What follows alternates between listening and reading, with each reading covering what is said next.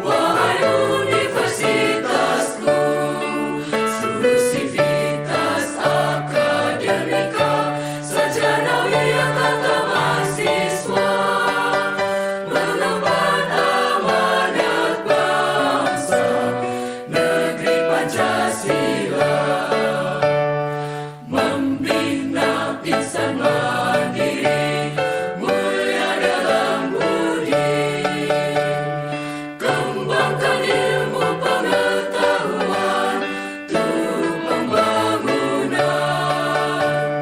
amalkan ajaran taman siswa, demi negeri yang tercinta, Indonesia.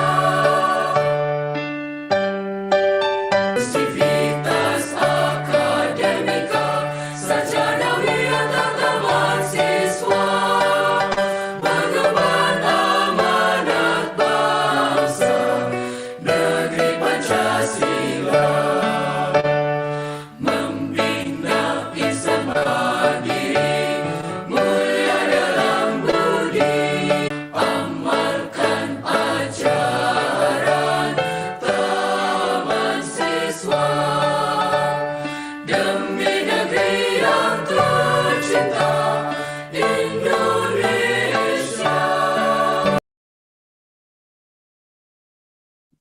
Ladies and gentlemen, you may sit down.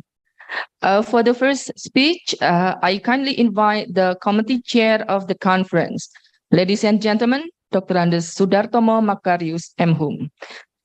Disilakan. The Honorable Rector of Universitas Sarjana Wiyata Taman Siswa, Profesor Partimin, PhD, the Honorable Dean of Fakultas Keguruan dan Ilmu Pendidikan, Dr. Siti Maria, PhD, the Honorable Structural Official in UST, co-partner in this seminar, the lecturer, and all of the audience in this seminar. Salam dan bahagia. Peace be upon us all. First of all, on behalf of the committee of this seminar, I'd like to express my gratitude for your attendance at this international seminar conducted virtually.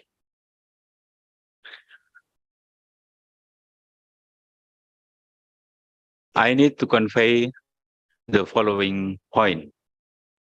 First, this international seminar entitled the First International Conference on Teacher Profession Education is attended by 195 presenters who present their paper in plenary and parallel session.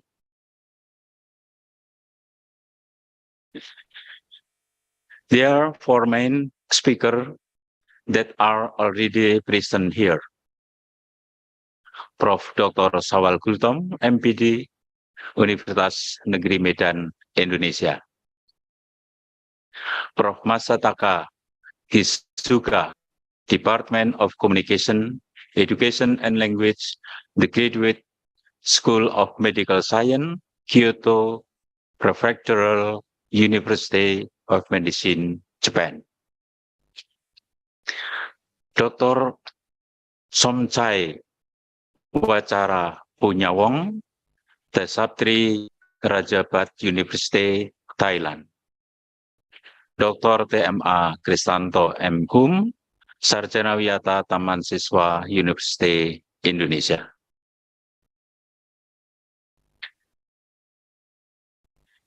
Meanwhile, the parallel session presenters are students, lecturers, and researchers from various parts of Indonesia. For us, the seminar is a medium to disseminate ideas to the public about the finding of science through research that has been done before especially in the field of character education.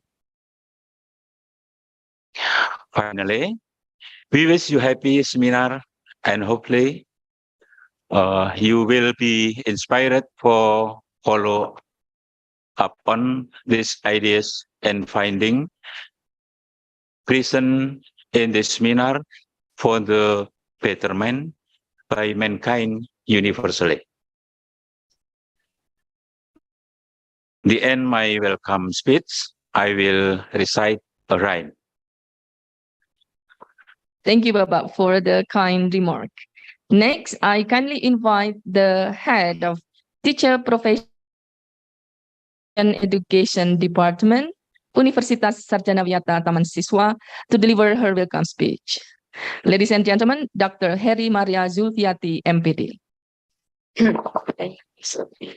Bismillahirrahmanirrahim. Assalamualaikum warahmatullahi wabarakatuh. Good morning, Indonesia, Japan, and Thailand. May peace be upon us all. Salam dan bahagia. Salam. Salam dan bahagia is a greeting of Taman Siswa, which is known. Salam dan bahagia is also used a greeting of the Merdeka curriculum.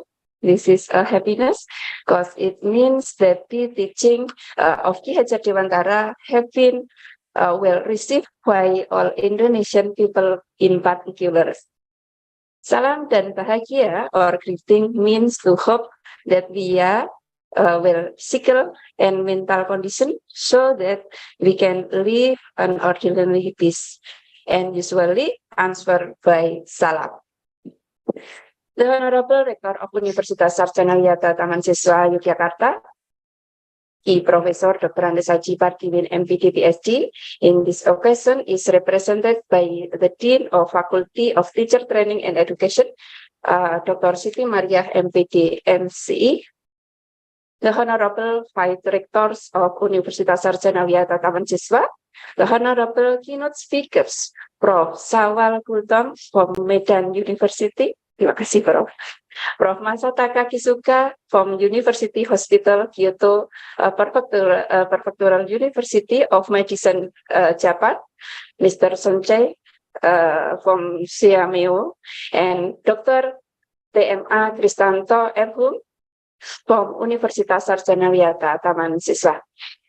The Dean and Vice Dean on Faculty of Teacher Training and Education, the Honorable Structural Official within the UST, the Honorable TPK Coordinator through Indonesia, the Honorable Leadership of Partner LPTK, IKTPI, organized, the Honorable Vice Deans of Education and Teacher Training Faculty, the Honorable of IKTPI Seminar organized, and all speaker and participant, the first International Conference of Teacher Profession Education.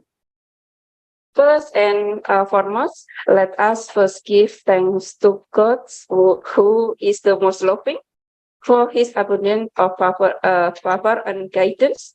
We call all gathered via media Zoom at the first International Conference on Teacher Profession Education. The IKTPA event with the theme building student character through instilling global diversity values.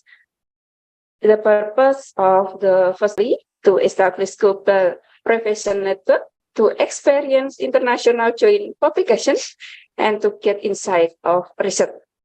We are proud to announce that this international conference and teacher profession education is conducted along with the cooperation of our 5 partners, the University of Lampung, Unbida Klaten, Universitas Muhammadiyah Solo, Universitas Muhammadiyah Purworejo, Universitas Bidar Magelang, Universitas PGRI Semarang, and Universitas Muhammadiyah NU Kebumen. To begin this event, we are pleased to have the Dean of FKIP, Ibu Dr. Siti Mariah MPD MCE, on behalf of the Rector Universitas Sarjana Wiyata Taman Siswa, to deliver the opening remarks and officially open the conference. Ladies and gentlemen, together with PPK Universitas Sarjana Wiyata Tamasiswa, let's move simultaneously to generate professional teacher with the character who are adaptable to the advance of science and technology by emphasis learning innovation based on teaching of Taman Siswa. All right, everyone, this is all we can say. Deeply apologies for all mistake. Thank you. Assalamualaikum warahmatullahi wabarakatuh. Waalaikumsalam. Thank you, Ibu, for the kind speech. And eventually, I kindly invite the Dean of Faculty of Teachers Training and Education on behalf of the Rector Universitas Sarjana Wiyata Taman Siswa to deliver her speech and also to commence the conference. Ladies and gentlemen, Dr. Siti Maria, MPD, MCE. Bismillahirrahmanirrahim. Assalamualaikum warahmatullahi wabarakatuh. Good morning, everyone. Salam dan bahagia. The Honorable Keynote Speaker, Professor Dr. Sawal Gultom, MPD from Universitas Negeri Medan, Indonesia. The Honorable panelists have been invited to the conference to share their insightful ideas in their expertise. Prof. Masataka Kizuka from Kyoto Prefectural University of Medicine, Japan. Dr. Somchai from TRU, Thailand. Dr. TMA Kristanto M. Hum from Universitas Sarjana Wiyata Taman Siswa, Indonesia. Thank you for your willingness to be a speaker on this occasion. Respected Vice Rectors, Dean and Vice Dean, Head of Teacher Profession Education Department, Heads of Department and delegates from the university partner, fellow teachers, our dear students, all presenter and moderators in the parallel session, and all audience of the first International Conference on Teacher Profession Education, Universitas Sarjana Wiyata Taman Siswa. Alhamdulillah, no words should be spoken apart from the gratitude of the presence of Allah Subhanahu wa Ta'ala for the blessing given to us all so that we can gather at the event, the first International Conference on Teacher Profession Education in good health. We don't forget to pray to our esteemed Prophet who has guided us to become better human being, Muhammad Sallallahu Alaihi Wasallam. On this occasion, allow me to convey greeting from Director UST, Professor Dr. Pardimin PSD, who cannot attend this event because there are other activities. I'm so sorry. It is an honor for me to deliver a welcoming speech on behalf of the Rector of UST.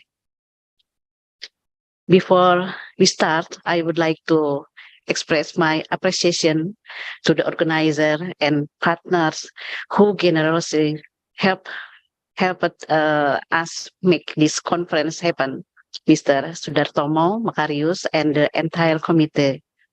This event would have been impossible without the support of each and everyone present here. Ladies and gentlemen, dear audience, education in Indonesia continues to experience a revolution to produce intelligent and virtuous nations' children. The big target of Indonesia education is to create a golden generation with a Pancasila student profile. Therefore, the diversity of students must be properly accommodated so that they can achieve happiness and safety in the world and the hereafter. Educators act as a study partner, motivators, and learning servant in order to lead students to achieve their respective goals.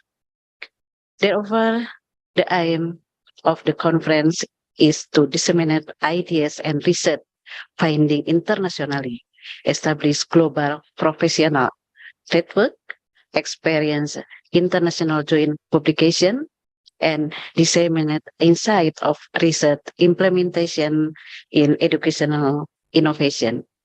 We hope this event will run smoothly and be successful. Thank you very much to all those who have supported this event by reciting Bismillahirrahmanirrahim, the first international conference on teacher profession education with the theme building students' character through instilling global diversity values is declared open. A few speeches from me, and I apologize if there are word mistakes.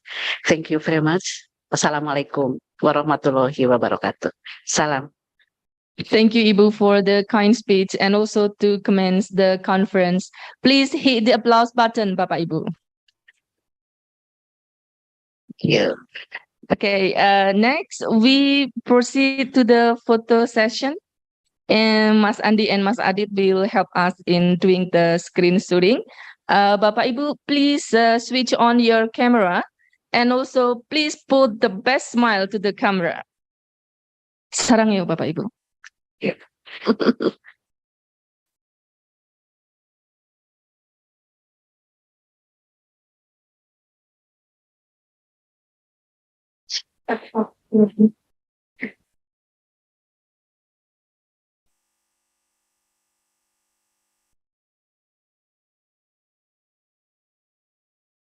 There are 12 monitors, Bapak Ibu, so it will take, it's taking some time.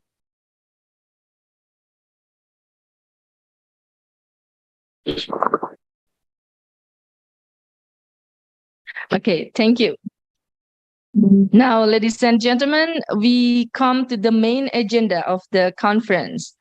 4 eminent keynote speakers and panelists have been kindly invited to share their insightful and fruitful ideas and thoughts. And this keynote session will be led by Ibu Estri Oktarena Ikrarini, Master of Arts. Ladies and gentlemen, please welcome our keynote speaker and panelist, and Bu Rena. All yours, Ibu. Thank you, Ms. Laksmi. Good morning, good afternoon, our distinguished keynote speakers, Professor Dr. Syawal Gultom, MPD, Professor Masataka Kizuka, Dr. Somchai Wacara Punyawong, Dr. TMA Kristanto M. Hum, all delegates from our university partners, Rector of Universitas Sarjana Wiyata Taman Siswa, Vice Rectors, Deans, Vice Deans, heads of departments, fellow teachers and students, and all audience of the first International Conference on Teacher Profession Education. Salam dan bahagia. Salam. I'm Estri Oktarena, and it gives me a great pleasure to be the moderator for this first International Conference on Teacher Profession Education for ICO-TPE UST. As we know that in this modern era, it is very much important to build students' character by instilling the values of global diversity to promote collaborations and networks for improving our life quality. And today, we have 4 distinguished speakers. Professor Dr. Syawal Gultom, MPD, from Universitas Negeri Medan, Indonesia. Professor Masataka Kizuka from Kyoto Prefectural University of Medicine, Japan, Dr. Somchai Wacara Punyawong from Tapsatri Rajabat University, Thailand, and Dr. TMA Kristanto M. Hum from Universitas Sarjana Wiyata Taman Siswa, Indonesia, to discuss more about this issue. Ladies and gentlemen, today we will start our conference by listening to a keynote speech from Professor Dr. Syawal Gultom, MPD, who will talk about transformative teachers. Professor Dr. Syawal Gultom works at Universitas Negeri Medan, Indonesia in Mathematics Education Study Program. He has held some important positions in the Ministry of Education, Culture, Research and Technology Indonesia, such as in 2019 to 2022, he was the chairman of National Committee of UKM PPG. He was also director of Universitas Negeri Medan Indonesia in two different periods during 2007 to 2011 and from 2015 to 2019. He graduated from three education schools in different parts of Indonesia. His undergraduate degree was from IKIP Medan. His master degree was from IKIP Yogyakarta, and his doctoral degree was from Universitas Negeri Jakarta. Ladies and gentlemen, please welcome Professor Dr. Syawal Gultom, MBD, who will talk for about 30 minutes discussing about transformative teacher. Professor Syawal Gultom, are you ready for delivering your speech today? Of course, Estri, I'm ready. Sorry? Sorry, I am ready. Estri Okarena. Okay, thank you, Prof. Syawal. The screen You're is yours. Thank you very much, Estri Okarena. Good morning. Assalamualaikum warahmatullahi wabarakatuh. Alam bahagia. Estri. Welcome to the first international conference on teacher profession conducted under building students' characters through instilling global diversity values. His Excellencies Rector Universitas UST, our invited, the Honorable our invited Professor Masataka Kizuka, University Hospital Kyoto, Prefectural University of Science in Japan, Dr. Sonchai Yameo Thailand, Dr. TMA Kristanto M. Hum, Universitas Sarjana Wiyata, Taman Siswa, Dekan Ordin FKIP UST, Ketua Prodi PPG, seluruh peserta, dan yang terpenting adalah para mahasiswa. So I think we are from Indonesia. So I will deliver. I would like to deliver my presentation. So what do you think, Estri Okarena? Yes, please. Oke. Saya akan share materi sedikit saja. As a keynote speaker, I will take 15, not 30, 15 minutes. Sure. Share screen. Saya tidak diberi sebagai ini ya. Fokusnya ya, nggak apa-apa ya.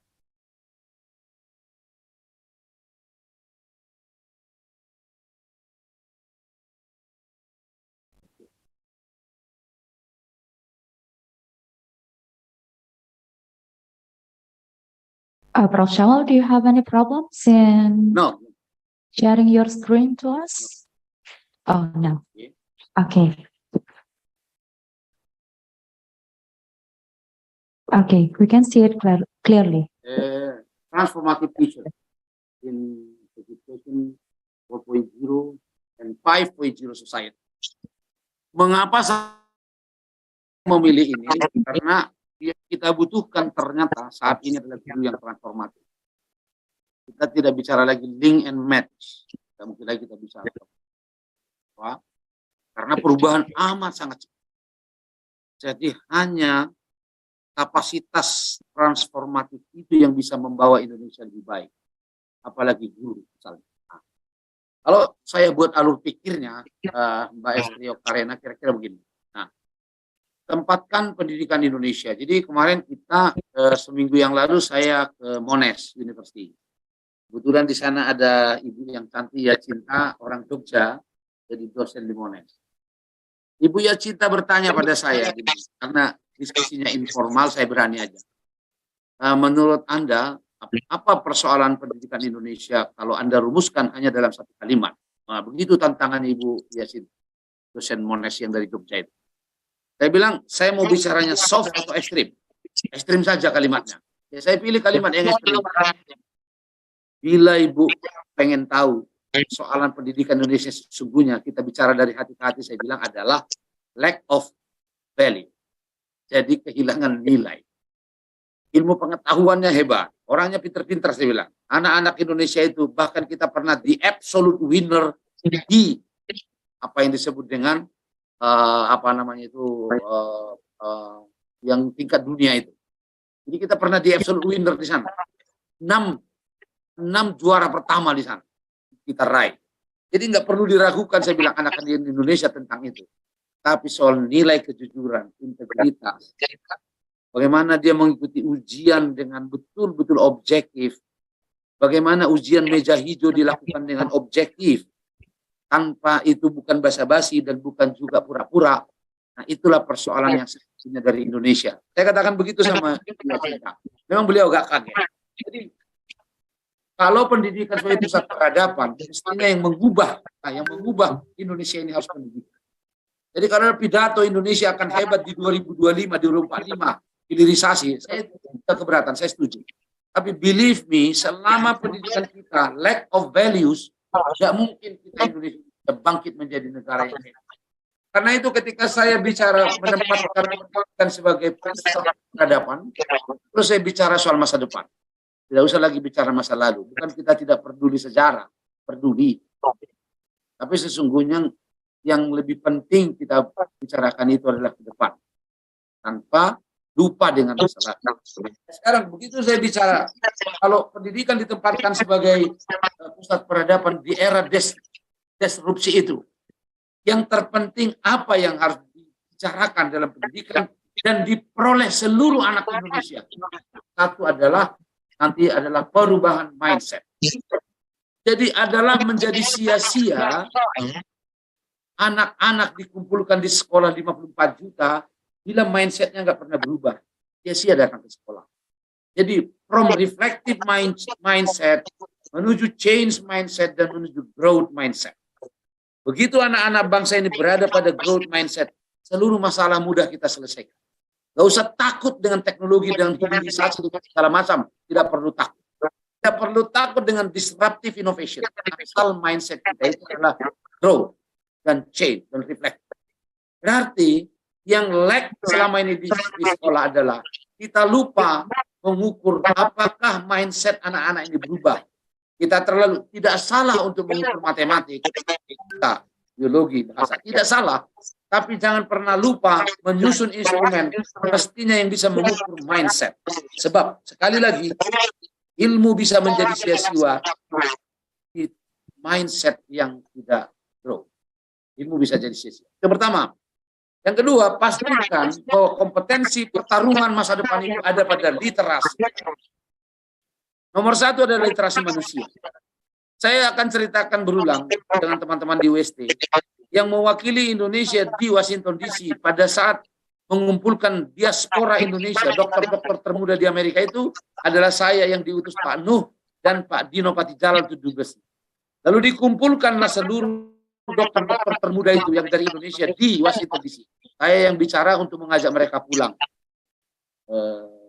Bu moderator tahu, Bu Dekan tahu, Bu Ketua Prodi tahu, tak satu pun yang bisa saya bawa pulang dokter-dokter muda itu. Apa alasannya? Sederhana. Kita kurang diapresiasi di Indonesia. Itu artinya kita tidak literate secara manusia. Literasi manusia kita boleh dikatakan masih dalam tahap yang memprihatinkan. Itu kesimpulan saya. Karena adik-adik dokter-dokter muda yang ada di Amerika itu merasa bahwa mereka tidak dihargai secara memadai, makanya mereka tidak mau pulang. Artinya literasi manusia di Republik ini masih harus kita pertanyakan. Itu output pertama dari pendidikan sebetulnya setelah mindset.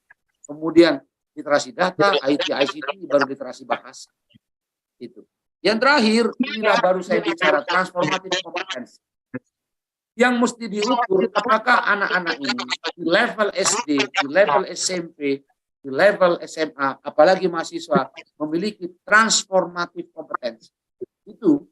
Nah, ini yang mestinya bicara masa depan itu hanya 3 kelompok saja. Satu soal mindset, satu soal literasi, dan satu soal transformasi. Ketika saya bicara mindset, memang di sana sudah ada sebetulnya soal apa namanya transformatif skill itu kan boleh value-nya, boleh apa namanya itu tools-nya, boleh ilmunya dan seterusnya.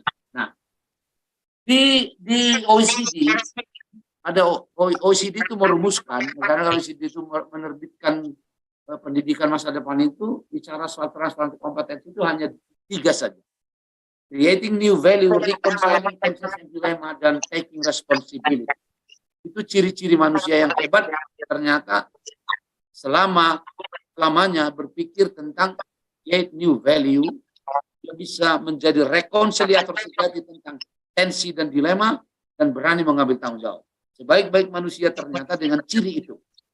Nah, inilah yang menurut saya alur pikirnya. Karena itulah kita merancang strategi lembaga pendidikan menggunakan kurikulum OBE, ya, outcome based education menuju outcome based learning, kurikulum outcome based learning and outcome based assessment. Kita merancangnya karena begitu. Karena itu pula guru selalu kita update terus-terusan. Karena itu pula kita bicara tentang kemitraan di sekolah. Karena itu kita bicara penguatan sekolah sebagai pusat peradaban. Lalu strategi guru gimana? Nah, saya hanya memilih saja bahwa diskusi kita hari ini guru harus betul-betul mapan untuk menerapkan apa yang disebut dengan life-based learning. Yang pilarnya adalah problem-based learning dan project-based learning. Nah, sebenarnya bukan tidak boleh menggunakan pendekatan-pendekatan yang lain. Tapi hemat saya, selama problem-based learning tidak bisa diterapkan, project-based tidak bisa diterapkan, tidak usah memilih yang lain. Argumentasinya apa? Karena yang berhasil akan menanamkan high order thinking skill, yang berhasil akan menanamkan skill, value, karakter, itu hanya problem-based dan project-based. Argumentasinya itu. Jadi tidak mungkin kita bicara high order thinking skill, padahal pendekatannya bukan problem-based dan bukan project-based. Nah, di sekolah dikembangkan berkarya bersama. Sekolah berusaha melibatkan seluruh stakeholder. Nah, dalam standar kompetensi guru di Australia itu eksplisit dibuat bagaimana melibatkan orang tua siswa. Eksplisit dibuat bagaimana melibatkan pakar budaya. Eksplisit juga dibuat bagaimana melibatkan seluruh eksternal stakeholdernya sekolah. Menurut saya itu luar biasa untuk sebagai not best practice, but itu adalah future practice untuk kita. Saya bicara soal strateginya guru dan siswa, atau paling tidak siswa Indonesia hanya satu, to be a lifelong learner, triple L. Ini yang mestinya kita ukur. Tugas pertama di sekolah itu adalah menciptakan para pembelajar. Kata Alvin Toffler, the illiterate for 20th century. Bukanlah mereka-mereka yang tidak bisa baca dan bisa hitung, tapi mereka yang tidak mengerti. Yang pertama, learn how to learn. Yang kedua, relearn. Yang ketiga, unlearn. Itu yang buta huruf. Berarti yang tidak pernah terukur dengan baik di sekolah selama ini, kita tidak pernah mengukur apakah anak ini benar adalah triple L, lifelong learner.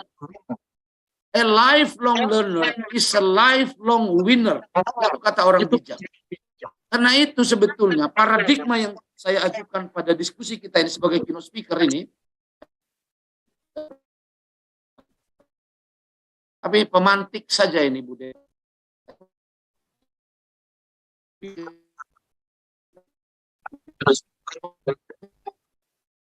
Menurut saya kita gagal mencetak para pembelajar. Selama itu kita tidak boleh bicara 2045 Indonesia akan hebat. Tidak mungkin. Selama kejujuran, integritas tidak diintegrasikan dalam pendidikan, selama itu pula kita tidak boleh bicara 2045.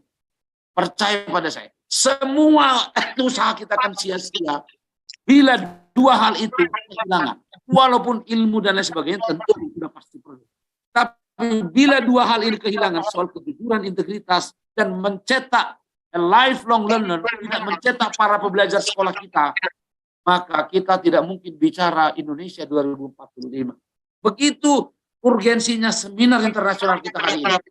Begitu pentingnya seminar internasional kita hari ini yang mengadres tadi building karakter itu tadi. Nah, Bapak Ibu sekalian, perkembangan apa yang membuat kita wajib bertransformasi? Inilah perkembangan kebutuhan siswa. Bahwa anak-anak Indonesia akan hidup di era yang betul-betul basic with high turbulence. Cross culture society. Jadi tidak mudah tantangan anak-anak Indonesia. Tidak seperti yang sekarang. Tantangan kita jauh lebih kecil dibanding tantangan anak-anak Indonesia ke depan. Karena itu mereka harus matang tentang two core competencies, solving problems that do not exist yet, using technology that have not invented yet. Nah, bicara masa depannya kayak gini, living and working together harmoniously in cross-culture society. Apa beratnya? Karena itu mereka memang harus punya inisiatif digital literacy, critical thinking. Itu modal yang utama itu adalah critical thinking, creative problem solving, cross cultural awareness. Itu yang bisa mereka ini. Karena itu we need life-based learning approach. Students work in a group to solve contextual problem creatively.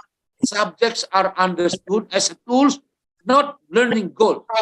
Nah, saya kira ini yang amat sangat perlu, karena itulah sosok guru profesional yang kita butuhkan itu, yang transformatif itu. Yang kedua, tidak mungkin kita tidak transformatif, karena perkembangan pendidikan dari 1,0, 2,0, 3,0. Kalau saya buat resumenya saja, di 1,0 kita mengandalkan guru, di 2,0 kita mengandalkan testing and measurement, di 3,0 kita mengandalkan student center learning. Karena itulah problem based dan project based. Ciri 3,0 itu terbawa sekarang ke 4,0.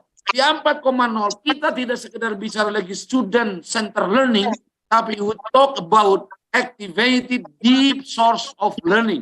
Ciri education 4,0 ini, 4.0, ciri utamanya itu adalah activated deep source of learning. Bagaimana kita lagi mau bicara tentang student center sekedar dosen, padahal sekarang pergeseran yang terpenting itu adalah student as a teacher. Student as a teacher. Oh, kita bayangkan. Student as a content maker. Student as sharer maker. Jadi student, kita dulu bicara bahwa guru as teacher as a facilitator di 3,0 teacher, di 2,0 testing teacher, di 1,0 teacher. Tiba-tiba di 4,0 sekarang kita bicara student as a teacher, student as a content maker, student as a content sharer. Jadi tidak mungkin lagi kita. Makanya saya mengatakan tadi, ini guru terbaik education 4.0 or 5.0 society adalah activated deep source of learning. Source of learning itu ada pada digital system, ada di dunia kerja, ada di masyarakat, ada di tokoh budaya, ada di tokoh politik. Itu semua ada sumber belajar. Hebat-hebat guru itu, mereka mampu mengaktifasi sumber belajar itu. Itulah yang disebut dengan guru hebat itu. Nah, coba lihat rasionalnya. Ini saya sampaikan pertama kali ketika kita di PPG.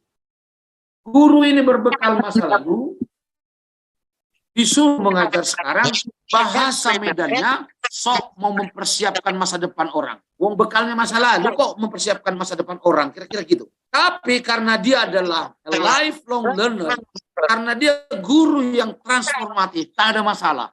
Mau muncul pembelajaran berbasis daring pun, atau blended learning sekalipun, online learning sekalipun, guru kita akan tetap bisa mengikuti. Sebab apa? Dia adalah guru yang transformatif. Tetapi ingat, tools menjadi transformatif itu memang nomor satu itu adalah soal motivasi. Nomor satu, soal anutan nilai.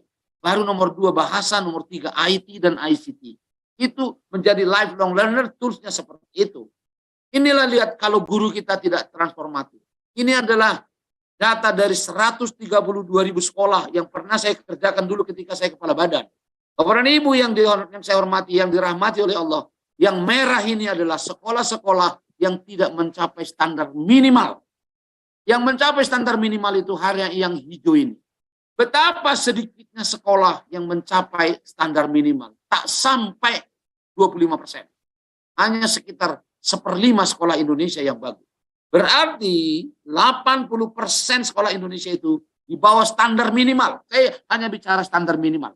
Bapak Ibu terbayang tidak bila sekolah Indonesia di bawah standar minimal, berarti 54 juta anak yang belajar bagus itu tidak lebih dari 5 juta anak.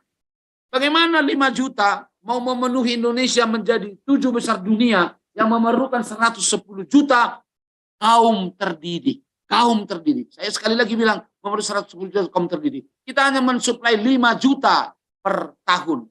Paling juga 2,7. Kalau hitungan saya 2,7.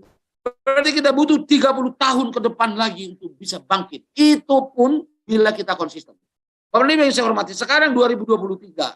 Kan, hanya tinggal 22 tahun lagi. 35 tahun pun, kalau perhitungannya para ahli, 75 tahun kita bisa mengejar itu.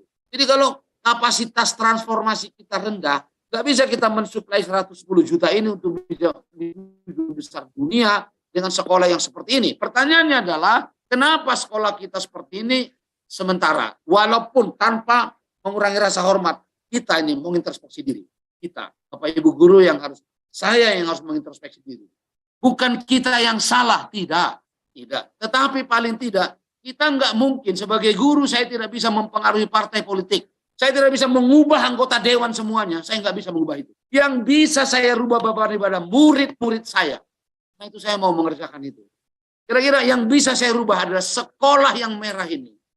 Bagaimana cara saya mengubah partai politik kalau itu misalnya ada masalah? Bagaimana saya mengubah anggota dewan? Bagaimana saya mengubah mulai dari presiden sampai ke kepala desa? Tidak mungkin itu saya lakukan. Tetapi ada hal yang bisa saya lakukan sebab ada murid di tangan saya, ada siswa di tangan saya, ada mahasiswa di tangan saya. Udahlah, itu aja saya kerjakan. Nah karena itu Bapak dan Ibu, bila prinsip ini sama oleh 3 juta guru Kementerian Pendidikan, tambah 1 juta Kementerian 4 juta guru, tambah 230.000 dosen bangkit Republik ini.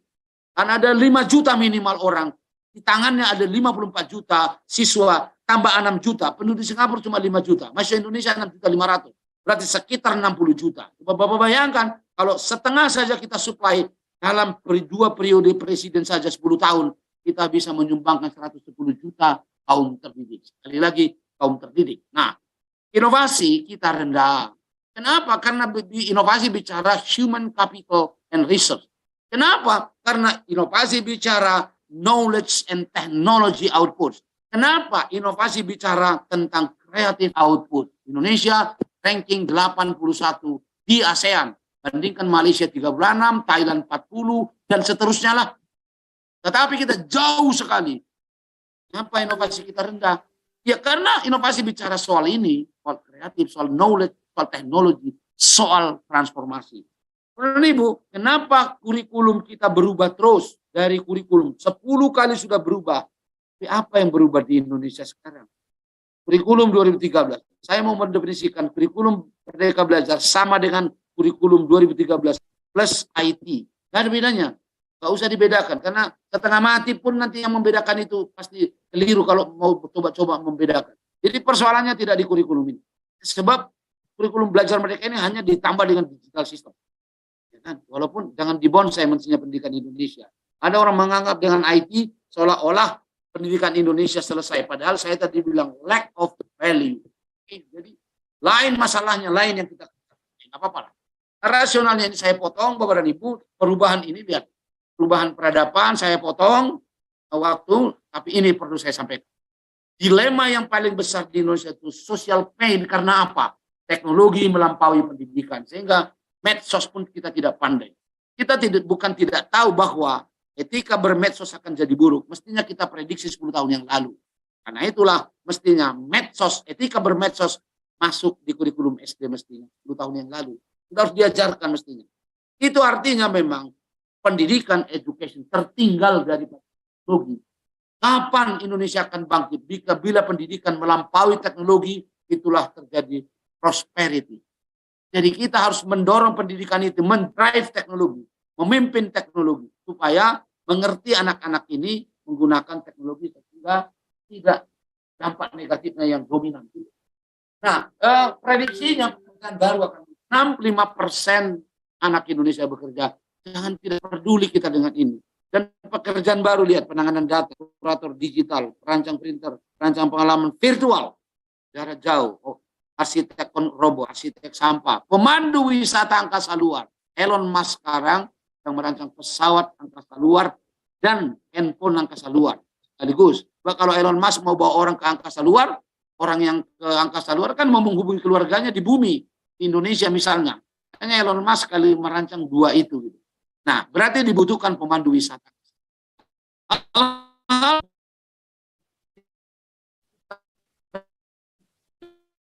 Dan mulai kita ajarkan di sekolah. Nah, saya mau merumuskan persoalan kita, pendidikan untuk transformasi bangsa, untuk mengabstraksi seluruh masalah itu. Target kita itu adalah bangsa yang transformatif lewat transformative education dan lewat transformative learning, lahirlah transformative kompetensi. Konstruksinya begitu ya Bapak dan Ibu. Nah, untuk itu modal itulah kita bisa melakukan inovasi. Tak ada masalah Indonesia yang bisa diselesaikan kecuali lewat inovasi. Inovasi beragama, inovasi berpolitik, inovasi berpilkada, inovasi. Nggak ada cara lain. Hanya satu-satunya inovasi. Inovasi itu knowledge, technology, creative, human capital. Kita selalu bicara human resource. Itu masalahnya kita di Indonesia. Human resource. Padahal yang benar human capital. Nah, inilah yang bisa mengubah kemaslahatan berbangsa dan bernegara, kehidupan berekonomi, berpolitik, bersosial, dan berbudaya. Nah, siapa gurunya? Gurunya punya value, attitude, skill, knowledge. Punya heart set, mindset, skill set, dan tool set yang memadai. Literasi bahasanya hebat, literasi data, literasi manusia, literasi teknologi. Dan tidak peduli dengan artificial intelligence.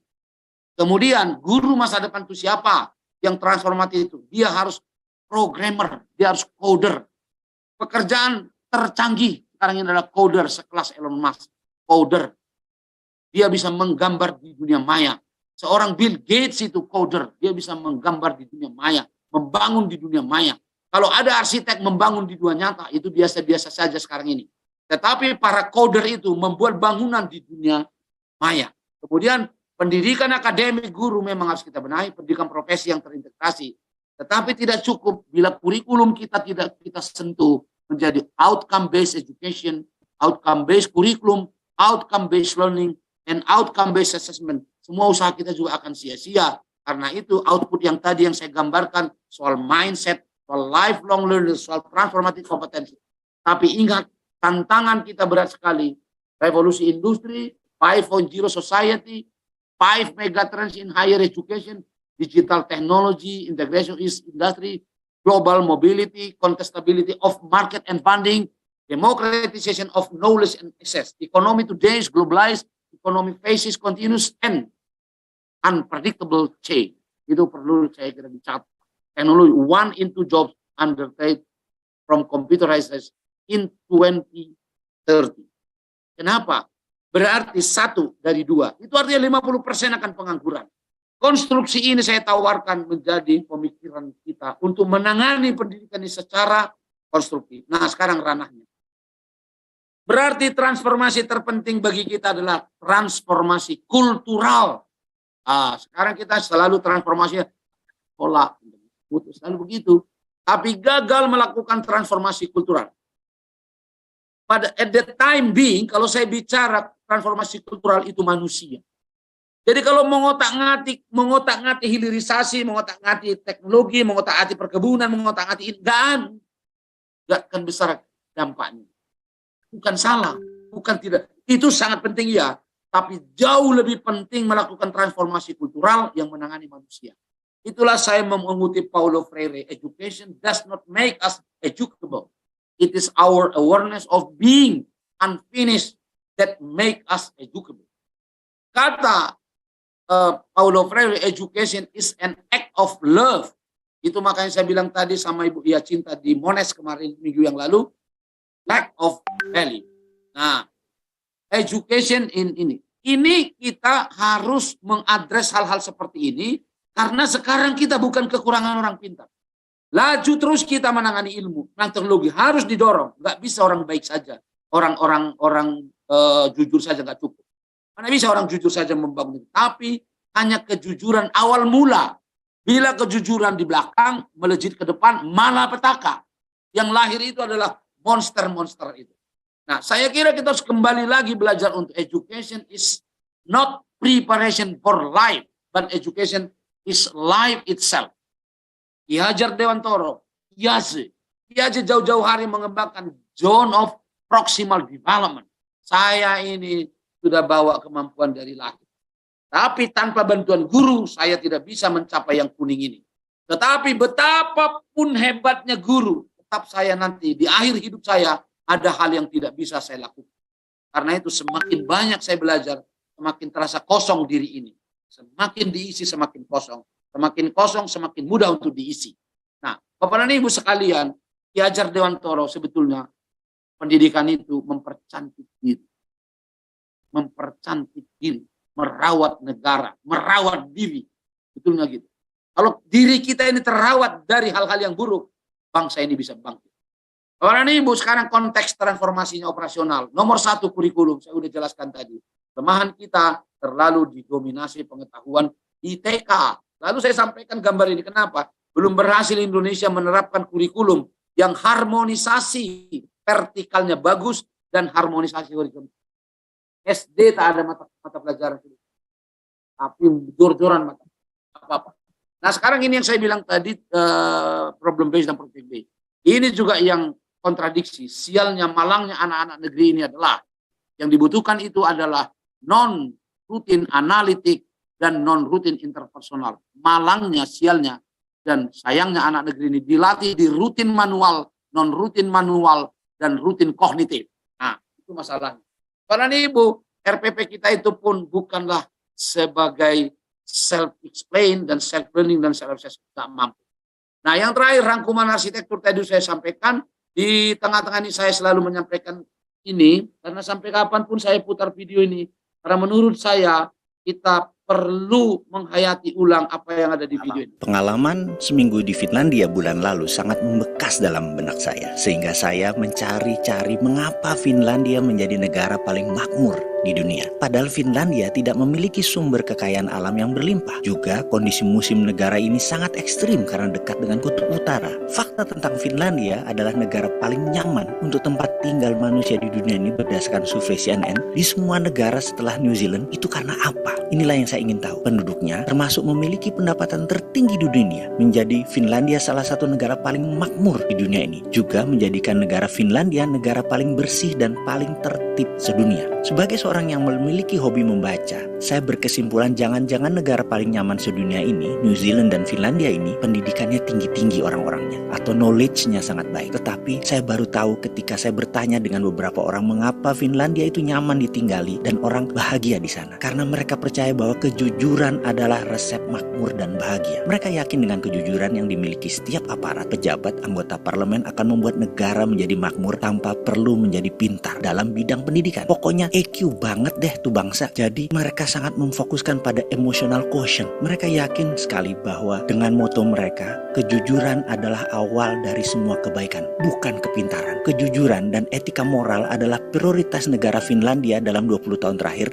dan hanya dalam 5 tahun mereka berubah dengan cepat tingkat kemakmuran dan kebahagiaan negara ini. Sekali lagi, bukan karena kepintaran atau kekayaan alam mereka. Kekayaan hati mereka adalah kunci kemakmuran dan kebahagiaan. Mereka tidak mau berbuat salah bukan karena takut dihukum, tetapi takut ditiru generasi di bawah mereka dan kemudian menulari yang lainnya. Dan Finlandia dapat pelajaran bahwa bahagia itu bukan kebanyakan aturan, tetapi tingginya kesadaran. Dari mana semua itu didapat? Dari kejujuran. Kejujuran ternyata membuat tingkat kenyamanan dan kebahagiaannya tinggi. Apa efek saya ke Finlandia? Mungkin ngimpi membuat negara Indonesia ini menjadi makmur dengan kejujuran. Tetapi hal ini bukan tidak mungkin. Saya tertarik ingin membuat lingkungan kecil untuk saya tumbuh bersama kejujuran. Saya kok berpikir ingin membuat perumahan sederhana, 100 unit yang isinya orang. Adakah yang minat bergabung? Saya yakin pasti saya tidak sendirian. Bapak Ibu sekalian, 3 hal saja yang saya belajar dari video ini. Pertama soal itu. Saya meyakini memang tidak pendidikan kita ini kehilangan kejujuran, tidak diintegrasikan, maka sia-sia semua usaha. Contoh, saya membimbing mahasiswa. Kenapa saya peduli soal kejujuran dia? Apakah kamu yang menulis ini? Iya Pak. Terus saya tanya kepada dia. Ternyata dia nggak. Saya tanya yang kedua, apakah kamu yang menulis proposal ini? Mulai ragu. Saya tanya yang ketiga, benar nggak kamu yang menulis proposal? Tidak. Nah, Itulah karena saya peduli soal kejujuran tadi, karena dia tidak jujur. Yang kedua, ketika menguji mahasiswa di jurusan matematika di prodi saya selalu menguji. Kenapa kita tidak jujur mengatakan bahwa tidak mampu? Dikumpulkan 10 pertanyaan, dia hanya bisa dapatnya 3. Tahu-tahu dia lulusnya nilai B, nilai A. Saya tanya pada teman-teman dosen, kenapa Pak Bapak kasih nilai B? Ini kan cuma bisa dia jawab 3, udahlah Pak, kasihan. Tidak terbayang nggak pendidikan Indonesia ini campur aduk antara kasihan dengan akademik. Kan kasihan tidak bagus. Bagus juga ada rasa kasihan. Tapi mau dicampur dengan akademik, bagus juga akademik. Tapi tidak bisa dicampur itu. Indomie dicampur dengan susu lalu dimakan itu nggak enak. Walaupun susu enak, Indominya enak juga gitu loh. Nah, maksud saya, bila lack of kejujuran, percuma usaha kita ini semua. Yang kedua, di Finlandia itu adalah bahwa kesadaran. Sadar. Terbayang Bapak dan Ibu, ada orang yang sadar, orang yang jujur, mulai dari anggota dewan, presiden, gubernur, dosen, mahasiswa, orang tua mahasiswa, semua kita jujur. Itu langsung APBN kita 10.000 triliun itu. Bukan 3.000. Nah, berarti kesadaran. Kalau semua kita punya kesadaran, kalau di UST misalnya di absen dosen, ngapain di absen-absen sebetulnya? Itu karena kesadaran. Ada perguruan tinggi yang bangga menceritakan pada saya di kampusnya di absen pakai retina mata, seperti di kampus saya. Itu tanda primitifnya kita itu sebetulnya harus di absen pakai retina mata, pakai fingerprint. Itu artinya kesadaran kita rendah. Kalau kita berbudaya mutu dan kesadaran tinggi, tanpa di absen saya akan datang ke kampus memberi kuliah, membimbing dengan baik. Saya naikkan semua kegiatan saya di jaringan. Jaringannya UST. Saya Sawal Gultom dosen UST. Ini kegiatan saya. Membimbing mahasiswa jam sekian. Memberi kuliah jam sekian. Di lab jam sekian. Proses penelitian saya sedang pada ini. Kesadaran itu akan saya lakukan gitu. Bila pendidikan ini betul-betul membangun kesadaran. Tapi malangnya kita kejujuran pun hilang, kesadaran pun tak bangkit. Terus kita mau cerita 2045. Pidato-pidato para petinggi yang 2045 itu jadinya nggak masuk akal. Ibu Estri Oktariana bisa bilang, ya saya yang tahu Pak, Bapak capek pidato itu, saya yang tahu Pak, kualitas mahasiswa kita tidak seperti itu. Nah, yang ketiga, orang Finlandia takut berbuat buruk bukan karena takut ditangkap KPK atau ditangkap polisi. Takut perbuatan buruknya itu ditiru oleh generasi. Itu mulianya. Sebab bila perbuatan buruk kita ditiru generasi, tobat pun kita nggak ada gunanya. Tobat pun nggak ada gunanya. Karena perbuatan buruk kita udah terus mengalir, keburukannya mengalir ke kita terus. Begitu mulianya. Nah, di ujung dari sajian ini Mbak Estri, saya mau mengutip 5 kutipan ini. Tapi dari 5 ini nanti satu saya paling suka yang satu. Yang pertama adalah yang disebut oleh si pertama adalah Mbak Estri, saya senang dari orang Imam Syafi'i. Jadi barang siapa takut belajar keras, maka dia akan hidup dalam hina selama panjang hidup. Jadi belajar itu kerja keras Mbak Estri. Jangan diajarkan belajar keras, enjoy nggak usah. Belum dibutuhkan di Indonesia. Sekarang belajar itu belajar keras. Yang kedua, saya tertarik dengan apa yang disebut dengan oleh Einstein. Once you stop learning, you start dying. Tapi dari semua itu, saya lebih tertarik dengan apa yang disebut dengan Charles Darwin. Kan, it is not the strongest or the most intelligent will be survive. Tapi siapa yang bisa survive itu adalah one most responsive to change. Jadi berubah itulah yang paling penting. Transformatif itulah yang paling penting. Begitu Mbak Estri. Kalau kita semua transformatif, lahir guru yang transformatif, bangsa ini akan bangkit. Begitu Mbak Estri, tapi saya mohon maaf, saya harus leave karena saya harus pindah ke Zoom yang lagi kalau bisa. Terima kasih. Mohon maaf kurang lebih. Saya pada Allah mohon ampun. Billahi taufiq wal hidayah. Assalamualaikum warahmatullahi wabarakatuh. Thank you very much, Prof. Sawal Gultom, for giving such informative and also inspiring speech about transformative teacher in the era of society 4.0 and 5.0. Thank you, Prof. Yeah. Sangat menginspirasi. Ladies and gentlemen, izin saya boleh leave? Boleh, Prof. Monggo silakan. Ya, Terima saya kasih. mau di sana jam 9 soalnya sudah 13 menit. Iya, terima kasih sekali, Prof. Terima kasih banyak ya. Assalamualaikum. Waalaikumsalam warahmatullahi wabarakatuh. ladies and gentlemen, because actually we have also some participants from different countries, and Prof. Syawal Gultom has already given his speech in Indonesian language. So I think I'll take some time to summarize his speech in English language. Today, Prof. Syawal Gultom talked about the transformative teacher in the era of society 4.0 and 5.0. And he emphasized on the education as the heart of our future achievement and the center of our nation's civilization. And that's why it is important for us to make our education to transform human beings by having two most valuable or most important values. Those are honesty and integrity. And the integrity might also appear from our awareness on how we should live. And as a teacher or as teachers, it is very much important for us to improve our competencies to assist our students, because in the era of the society 4.0, teacher is no longer the source or the main source of information for our students, but rather we have to transform our role to the student-centered, so that the source of learning could be from everywhere. The students can learn from the societies, they can learn from the internet and for any other sources. And it is important for teachers to activate all learning sources.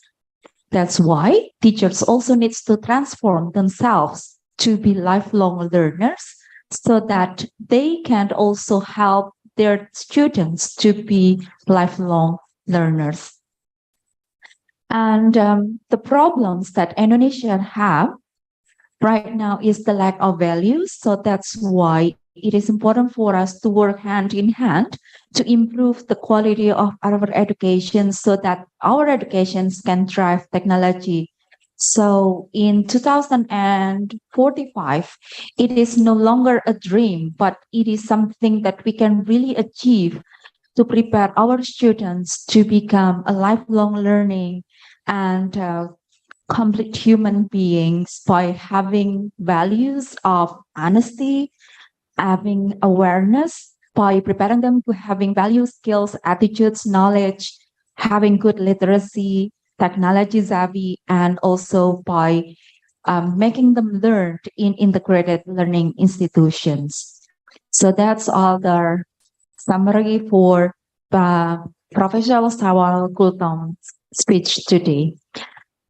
Now, ladies and gentlemen, we will continue our conference by having a plenary session. In these sessions, we'll have 3 distinguished panelists. The first one is for Japan, Professor Masataka Kizuka from Kyoto Prefectural University of Medicine. The second one will be from Dr. Somchai Wacharapunyawong from Satri Rajabat University, Thailand. And the last one will be from Dr. TMA Kristanto M. Hum from Universitas Sarjana Wiyata Tamasiswa, Indonesia. Before the presentations begins, let me tell you how the sessions will run. First, each keynote speaker will present their material for about 30 minutes. And after all speakers have presented their materials, we will have a question and answer session for approximately 45 minutes. And finally, our session will be ended by having a conclusion.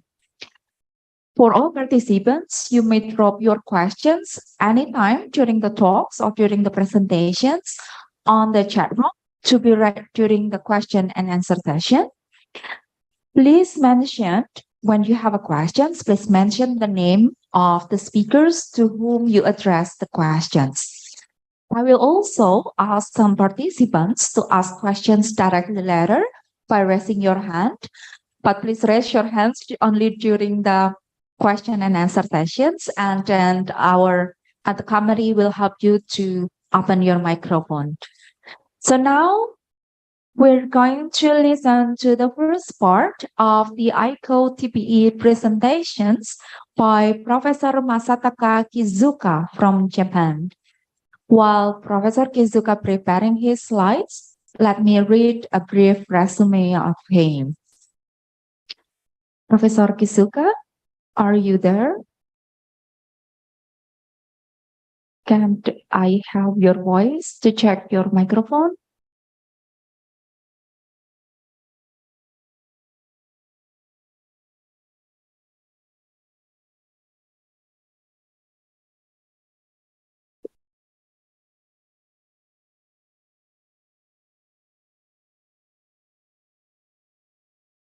Okay, I think Professor Kizuka has joined our meeting today, maybe because the speech from Ms. Professor Kultom also finished earlier than we expect. Dr. Somjai? Dr. Somjai, has he already? Not yet. At 9:30, okay. Pak Kris ya. Pak Kristanto, can you hear my voice?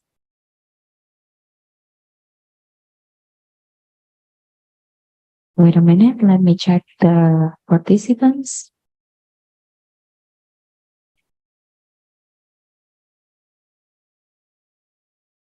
Okay, Pak Kristanto, I am sorry because the first two presenters, Prof. Kizuka from Japan and Dr. Somjai from Thailand, have not joined our meeting today. So I might ask you to present your paper now. Are you ready, Pak Kristanto? I think so. Okay. Okay. Well, Dr. Kristanto preparing for his slides, let me read a brief introduction. So Dr. Kristanto or Dr. Tema Kristanto M. Hung is currently working as an English lecturer or assistant professor at Universitas Sarjana Wiyata Tamansiswa Indonesia. His research interests are in English language teaching and translation studies. And he has also published many journal articles like Incorporating Meaningful Feedback in Language Classroom and the Uniqueness of English Noun Phrase in Relation to Word Order Universals.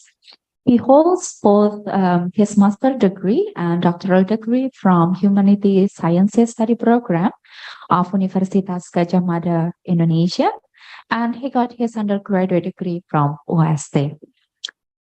Okay, I think Dr. Kristo has been ready to deliver his material today about building students' characters by integrating local cultural values into social emotional learning for about 30 minutes. And I think his topic is highly related to what Professor Sawal Kultom has presented before. That is how we should, instill the values or the cultural values into our students. Okay, Pak Kristanto, are you ready?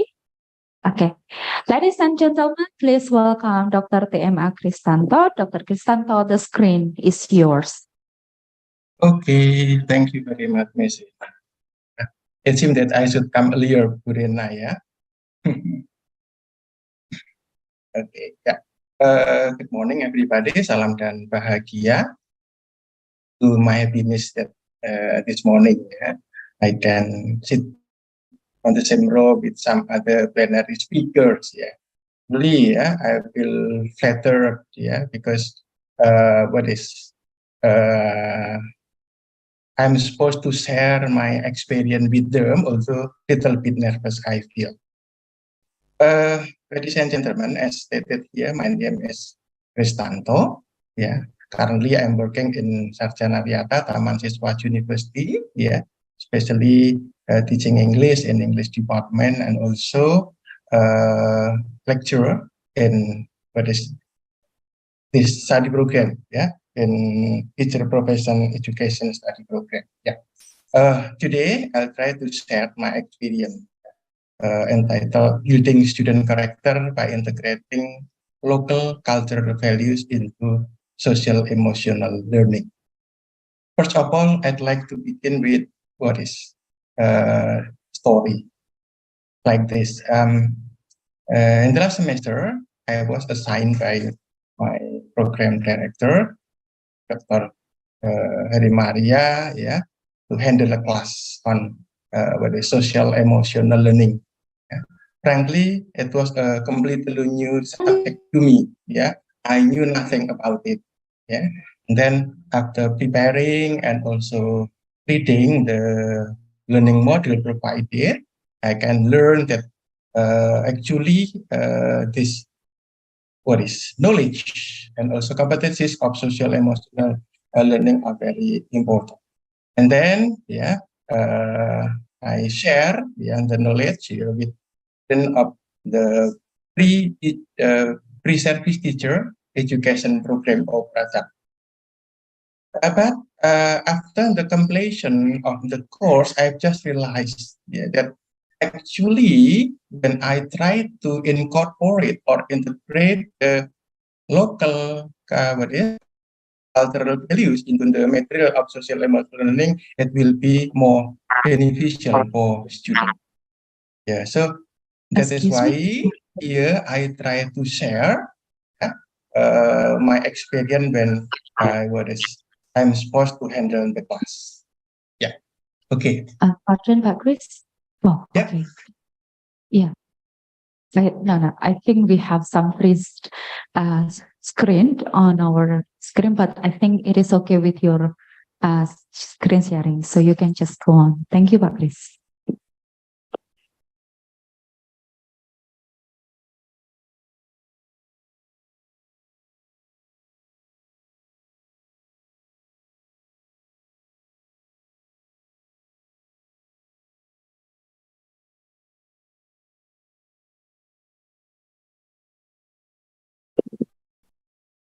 Pak Chris, I'm sorry we cannot hear your voice.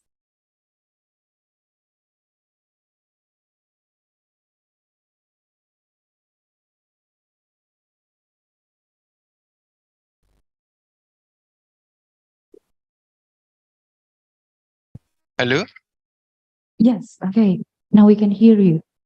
Oh, yeah. Okay. Please Hopefully go ahead. my voice is stable. Yeah. Okay. Once again, just to repeat that the intention or the goal of this discussion is to discuss Taman Siswa Educational Teaching as local values that can be integrated into the material of social emotional learning. And the second, to discuss how the teaching are implemented to match the expected social emotional competencies based on CASEL 5 framework. To begin with, there are two closely related words here, namely education and enculturation. Education and enculturation here, in which enculturation here is the process when individual children, for example, try to learn about their culture, including rules, custom, skill, and also values in their society. In this case, the objective is that to develop their knowledge as well as skill so that they can behave well, and accepted in the prevailing custom and tradition and also existing norms. So once again, that these two terms, education and enculturation, are really important in the process of character building of student. Okay, and then talking about enculturation. Actually, where does an enculturation take place? Where does this can take place? Yes, it can take place in the family, in school, and community. So once again, the institution where the culture of the student, the habit of the student can be developed in family, school, and community. Let's begin with the first. At home, for example, it is less formal compared to what is school. Yeah, that here children from baby, yeah, when they are growing, they can learn how to eat, yeah, how to get dressed, how to live regularly, how to take a bath and others, yeah, without being programmed or structured by the parents. Yeah, this is the first and very important education, because from it the children can develop their skill, yeah, related to the prevailing customs. And then the second, yeah, in school, yeah, it has been widely known here that in school, yeah, students can develop their knowledge and skill, yeah, and also some other academic subject, yeah. Besides, they can also learn how to interact with others, yeah, with other school children, with other peers, with the teachers, with the staff, yeah, in school, yeah. In this case, yeah, and they can build the competency how to live together here. Yeah, once again, compared to the previous institution, namely family, and the program related to enculturation in school here are well structured or well prepared. And then the next, in the community, yeah, and the community, yeah, also take part in developing in developing children, what is ability, yeah, like how to cross the street properly, yeah, how to do what is the prayer, yeah, how to live each other, yeah, with their neighbors peacefully and others. So once again, in this three institution, yeah, the enculturation can take place well. But it seems here, yeah, in this discussion, we will focus mainly on the enculturation that takes place in schools, as it is our concern. Yeah. Okay. Before we continue, let's now have a look, yeah, at Taman Siswa, yeah, Taman Siswa, and also some educational teaching which are now widely applied in Indonesia. Okay. Ki Hajar Dewantara, as stated there, yeah, is the founder of the Taman Siswa itself, yeah, the first Indonesian, the first Indonesian Minister of Education, and also considered as the father of education, stated like this: education is a process of enculturation aimed at instilling and preserving in the new generation noble values that constitute the value of human life. Yeah, it is essential to realize here. Yeah, that is the objective of enculturation of learning based on Ki Hajar Dewantara. Yeah, to take two of the well-known concepts, ladies and gentlemen, introduced here are three pusat pendidikan related to what I've just mentioned. Yeah, that education or learning can take place in three institution, namely, yeah, family, yeah, school, and community. Yeah, beside among system, yeah, just let you know that among here has nothing to do with among preposition in English. Yeah, it is not the preposition in English of among. Yeah, among here is Japanese word. Yeah, that means among or ngemong, among ngemong. Yeah, momong. In English, it means nurturing. Yeah, thus according to Ki Hajar Dewantara, a teacher is comparable or can be compared to a nanny, yeah, or a baby sister, in which, yeah, what is done by the teacher here is to create conducive atmosphere, is that the student can grow, yeah, and develop their potentials. Okay, and then in the among system here, in the educational system here, yeah, it is introduced with spirits of nature and independent. Nature and independent. Nature has to do with with the potential of the student. yeah, and then independence is the freedom, yeah. It is like what is comparable with a farmer, yeah. Teacher is comparable with farmer according to Gadjah Dewanto, in which in his work a farmer never tries to change the nature of the plants, yeah, it is growing. For example, when he grow rice plant, yeah, he never tries to change it, yeah, to corn or to cassava.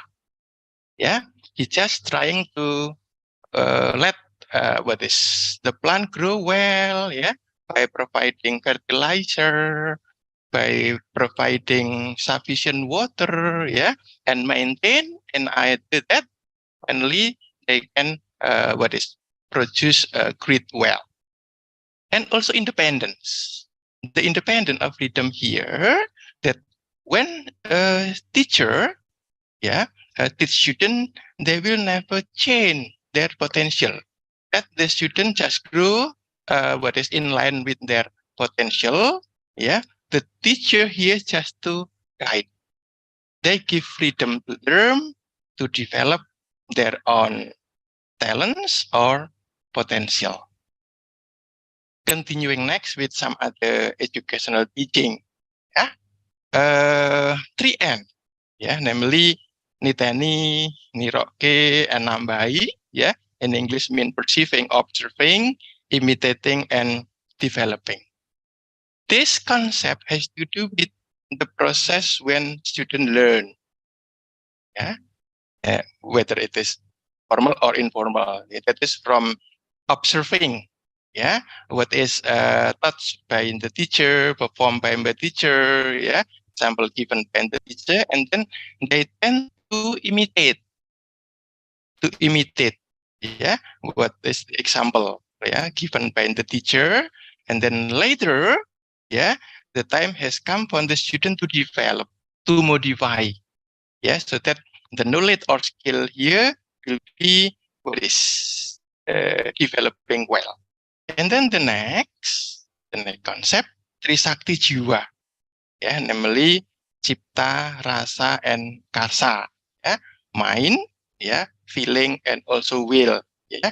It has to do with 3 domains to be developed through learning, namely cognitive, affective, and psychomotor, yeah. So in teaching, teachers try to help students develop their potential, yeah, holistically, yeah, including their cognitive, affective, and psychomotor. And then trilogi kepemimpinan, or leadership trilogy, yeah, yeah, it constitutes ing ngarsa sung tulodo, ing madya mangun karsa, and tuturi handayani. Yeah, in English it means, yeah, when a leader, teacher, for example, yeah, when he is in the front position, yeah, he should set an example. He should be a role model from which student can imitate whatever example given by the teacher. And then when the teacher is in the middle position, he should convey the spirit. The teacher should convey the spirit, motivation for the student, so that they can learn well, yeah, by creating good atmosphere here. And then in the back position, yeah, the teacher should give an influence on sport, yeah, to give an influence on sport. It seems that the job of the teacher here, the task of the teacher here never stop. Whether, yeah, the teacher is in the front, in the middle, or at the back position. And then tringa, jelas, ya. This example, tringo, ya, tringo, namely ngerti, ngeroso, and lakoni. Yeah, that in English means knowing or understanding, and then feeling and doing. So once again, it has to do with the process when students are learning, yeah, from understanding something, yeah, and then try to feel, yeah, at heart, and also doing, to practice what they have learned. Okay, now, provided with two pictures here, one on the left, and the on the right. As most of us are teachers here or lecturers, yeah, which one do you prefer, ladies and gentlemen? On the left or the one on the right? Yeah, what is happening here? The picture on the left, showing the condition in class when students are only busy with themselves. Yeah, some are raising hand. Yeah, perhaps they are trying to answer the question, but there's a painted picture to them, and some others are only playing. In the real practice, yeah, we usually find that in class, yeah, the condition is uncertain. Yeah, it means that the student do not really focus on the lesson. Some perhaps just talk to each other, yeah, playing, yeah, with what is his neighbor, yeah, moving around, yeah, chatting, yeah. But compared to the right picture here, you find that the class is so conducive. Yeah, in this case, as you can see, yeah, student yeah, are well motivated, yeah, to discuss about learning material, to share their experience and the like. Yeah, so here, yeah, in the process of enculturation or education here, we try to change, yeah, the condition, the usual condition of our classroom, yeah, to the ideal one. Yeah, once again, we have to change, but how to do it? How to change the condition so that the student will be motivated to learn, yeah, have a good participation in class, yeah. Okay, then to do it is of course related to the topic, that is character building. Yeah, trying to while they are learning, yeah, to develop their characters, yeah. And then now, yeah, and the character building here is realized in the form of social emotional learning or SEL, yeah. And with it is believed that what is acquiring or having competencies of SEL here will help student improve what is their behavior in class. They can have a good manner, they can learn well, yeah. So in brief, I can say that the competency of SEL here can help improve the condition of our class. Okay. And then what is suggested in the curriculum? We focus our discussion on the curriculum in Indonesia. Yeah. Okay.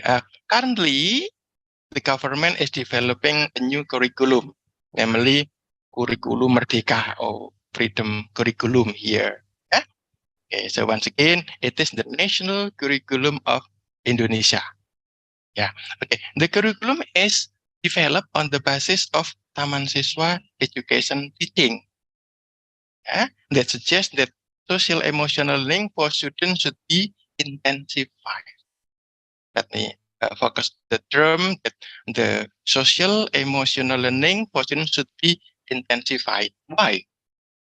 Because previously the practice of what is character teaching, yeah, here, or building student character here, are still what is done sporadically. Yeah, not all teacher really realize the importance of teaching a good character to students. Yeah, but now, yeah, based on this curriculum, yeah, it suggested that a teacher, yeah, while teaching, yeah, can develop the competency of social emotional learning for students. And then how to do it?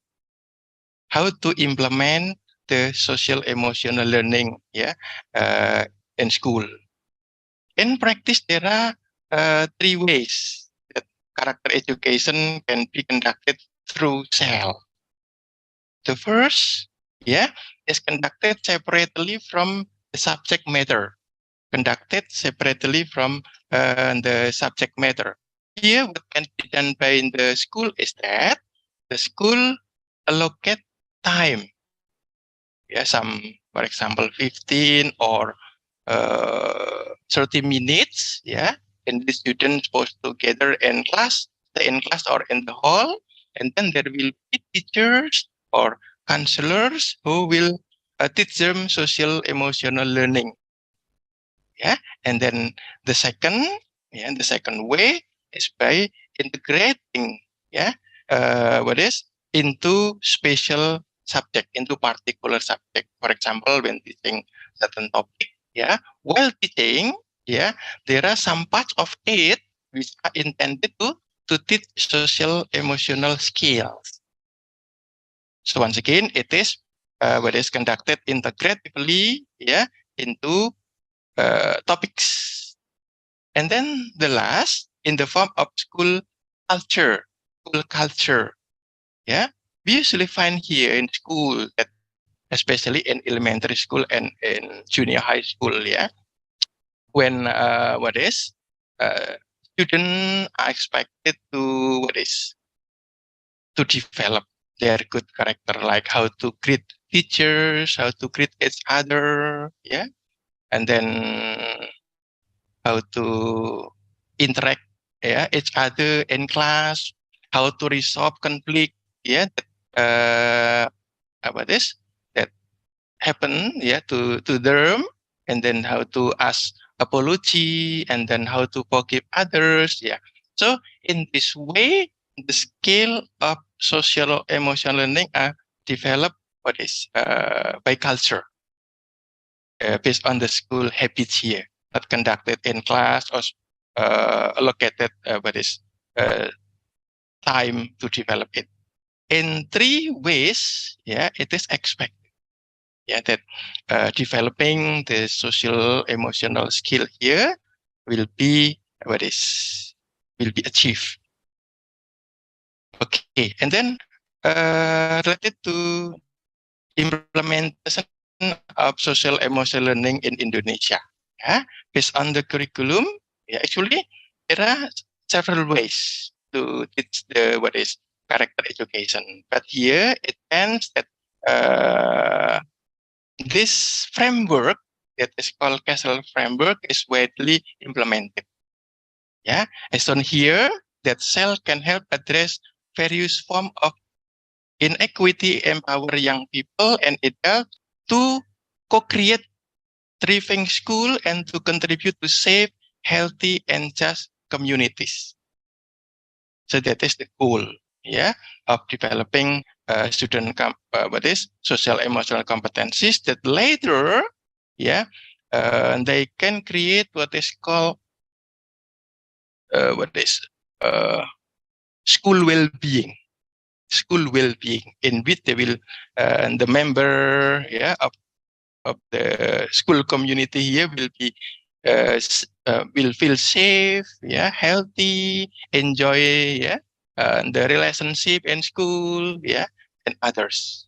And then related to this framework, namely Castle 5 framework, there are 5 competencies to be developed here. They are self-awareness, self-management, social awareness, relationship skill, and responsible decision making. Perhaps that is why that this framework is called Castle 5. Castle here, stand for collaborative or academic, social, and emotional learning. Ladies and gentlemen, let us continue. Once again, based on the framework, there are 5 skill or 5 competencies to be acquired by student as well as teacher, because the teacher here is the model that should provide example to student. Self-awareness, self-management, social awareness, relationship skill, and responsible decision making. Let us begin with self-awareness skill. Again, the skill that will be developed in self-awareness here include identifying one's emotion, in which student can realize, can understand the emotion they feel. And then recognize, student will recognize their strength and weaknesses. And also how to enable them, express their needs. With this competency, they will be able to express whatever they need. It will be open for them to share. And then being honest and having a mindset to keep growing. So once again, the competency of self-awareness here includes, some example are identifying one's emotion, recognizing their strengths and weaknesses, expressing one need, being honest here, honest to oneself and honest to others. And then how to build a mindset that to keep growing, so that students can motivate themselves to grow, to develop. And then the next, self-management. Self-management here includes some skill, for example, managing emotion, how to manage, how to control our emotion, so that there will be no further result of the emotion here. So although, we find something what is wrong here with our emotion, and then we can control it. For example, we feel nervous. How to make us calm again to control our emotion? So it will be counterproductive. And then setting goals. Student with good self-management here can set their goal, their objective, whatever they want to do in the next. Should be well planned. Then planning and organizing, taking initiative. Student with this competency will have initiative to do, something good, of course, and also motivating themselves, or to motivate themselves. The skills can be achieved, if the student can manage their own self, their own emotion. And then the next, social awareness. Social awareness here is to do with the relationship between individual and others. In the context of the school here, relationship between student and other student, and also teachers, and some other members of the school.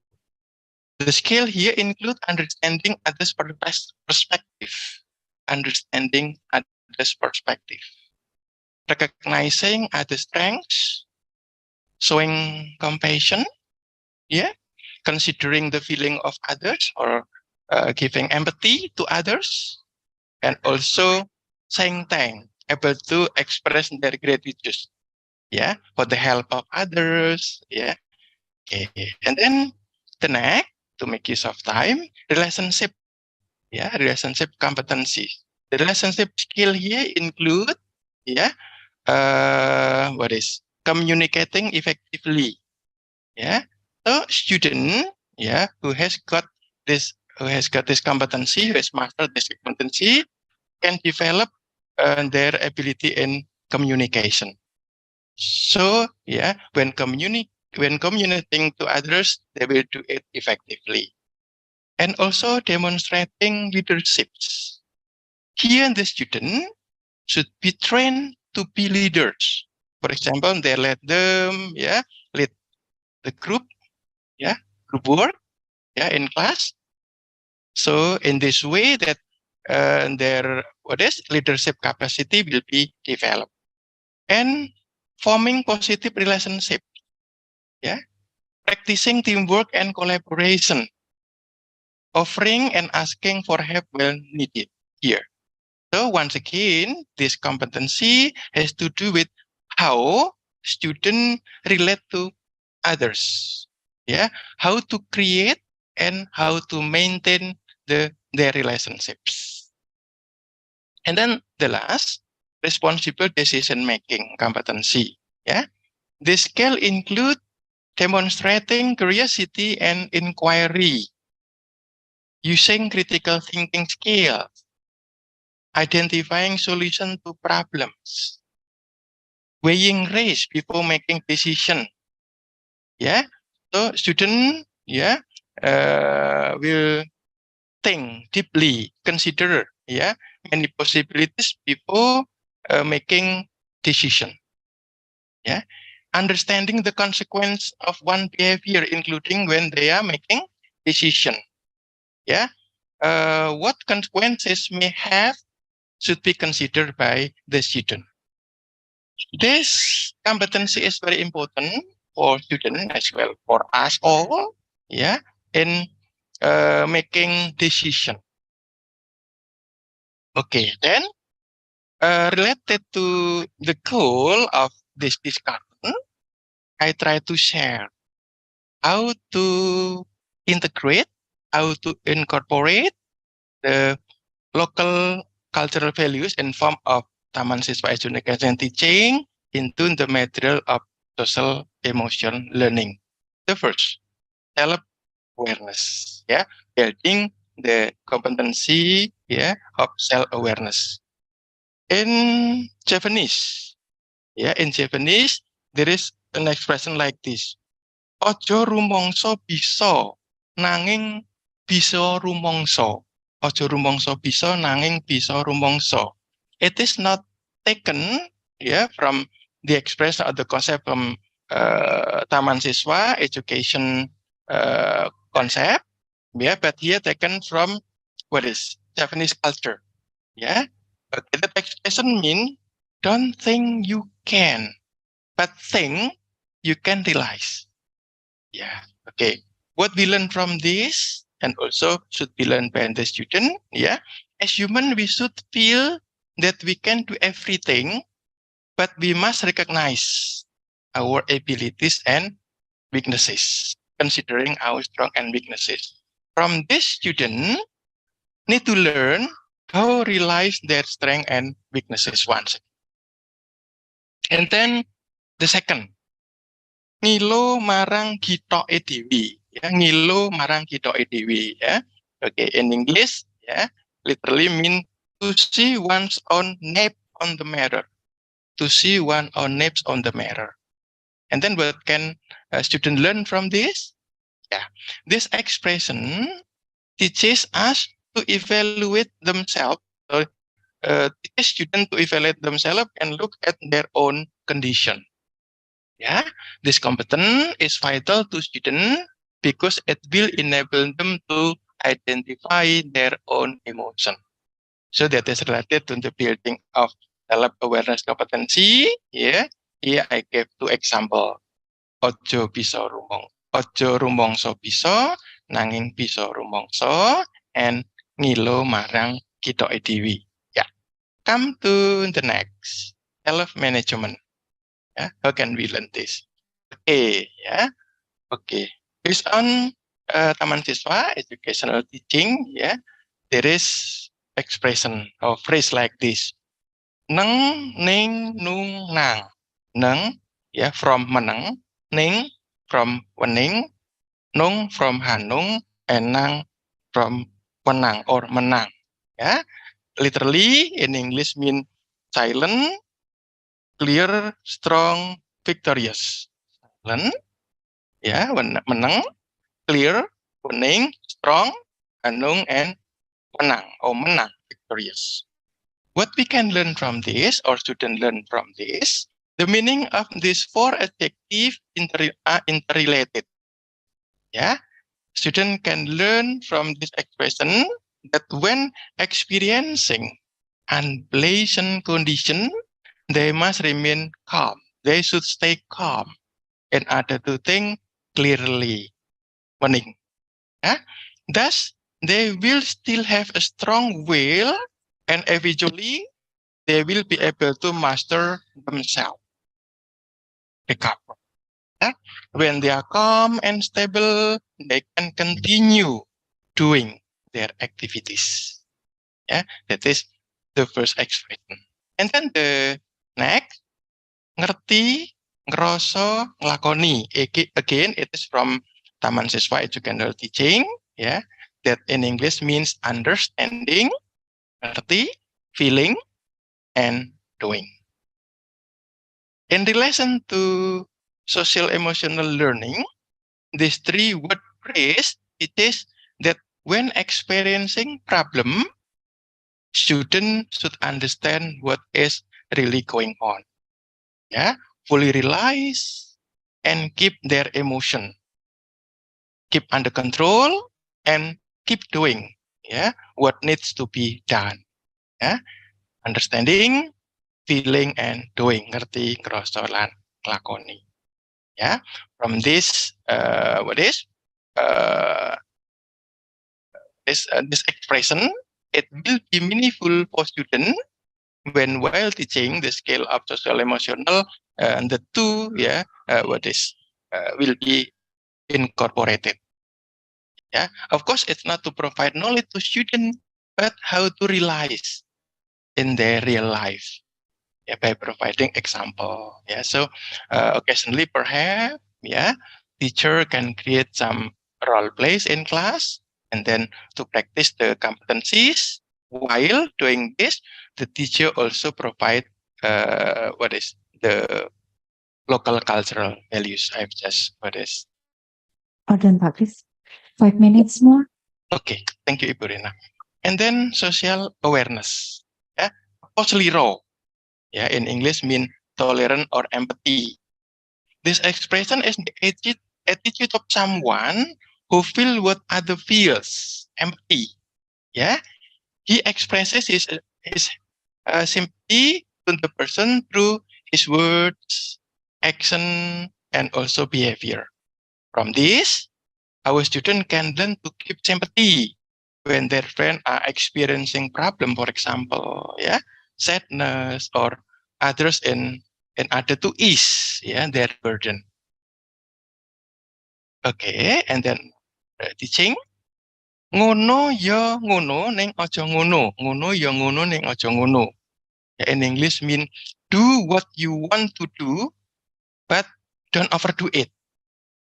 Yeah, okay. This advice teaches us to do things naturally, not overdo it. Yeah, from this our student can learn not to do whatever they want without considering existing values or norm. Yeah, that may harm others, but they should keep others in mind. They should consider when doing things.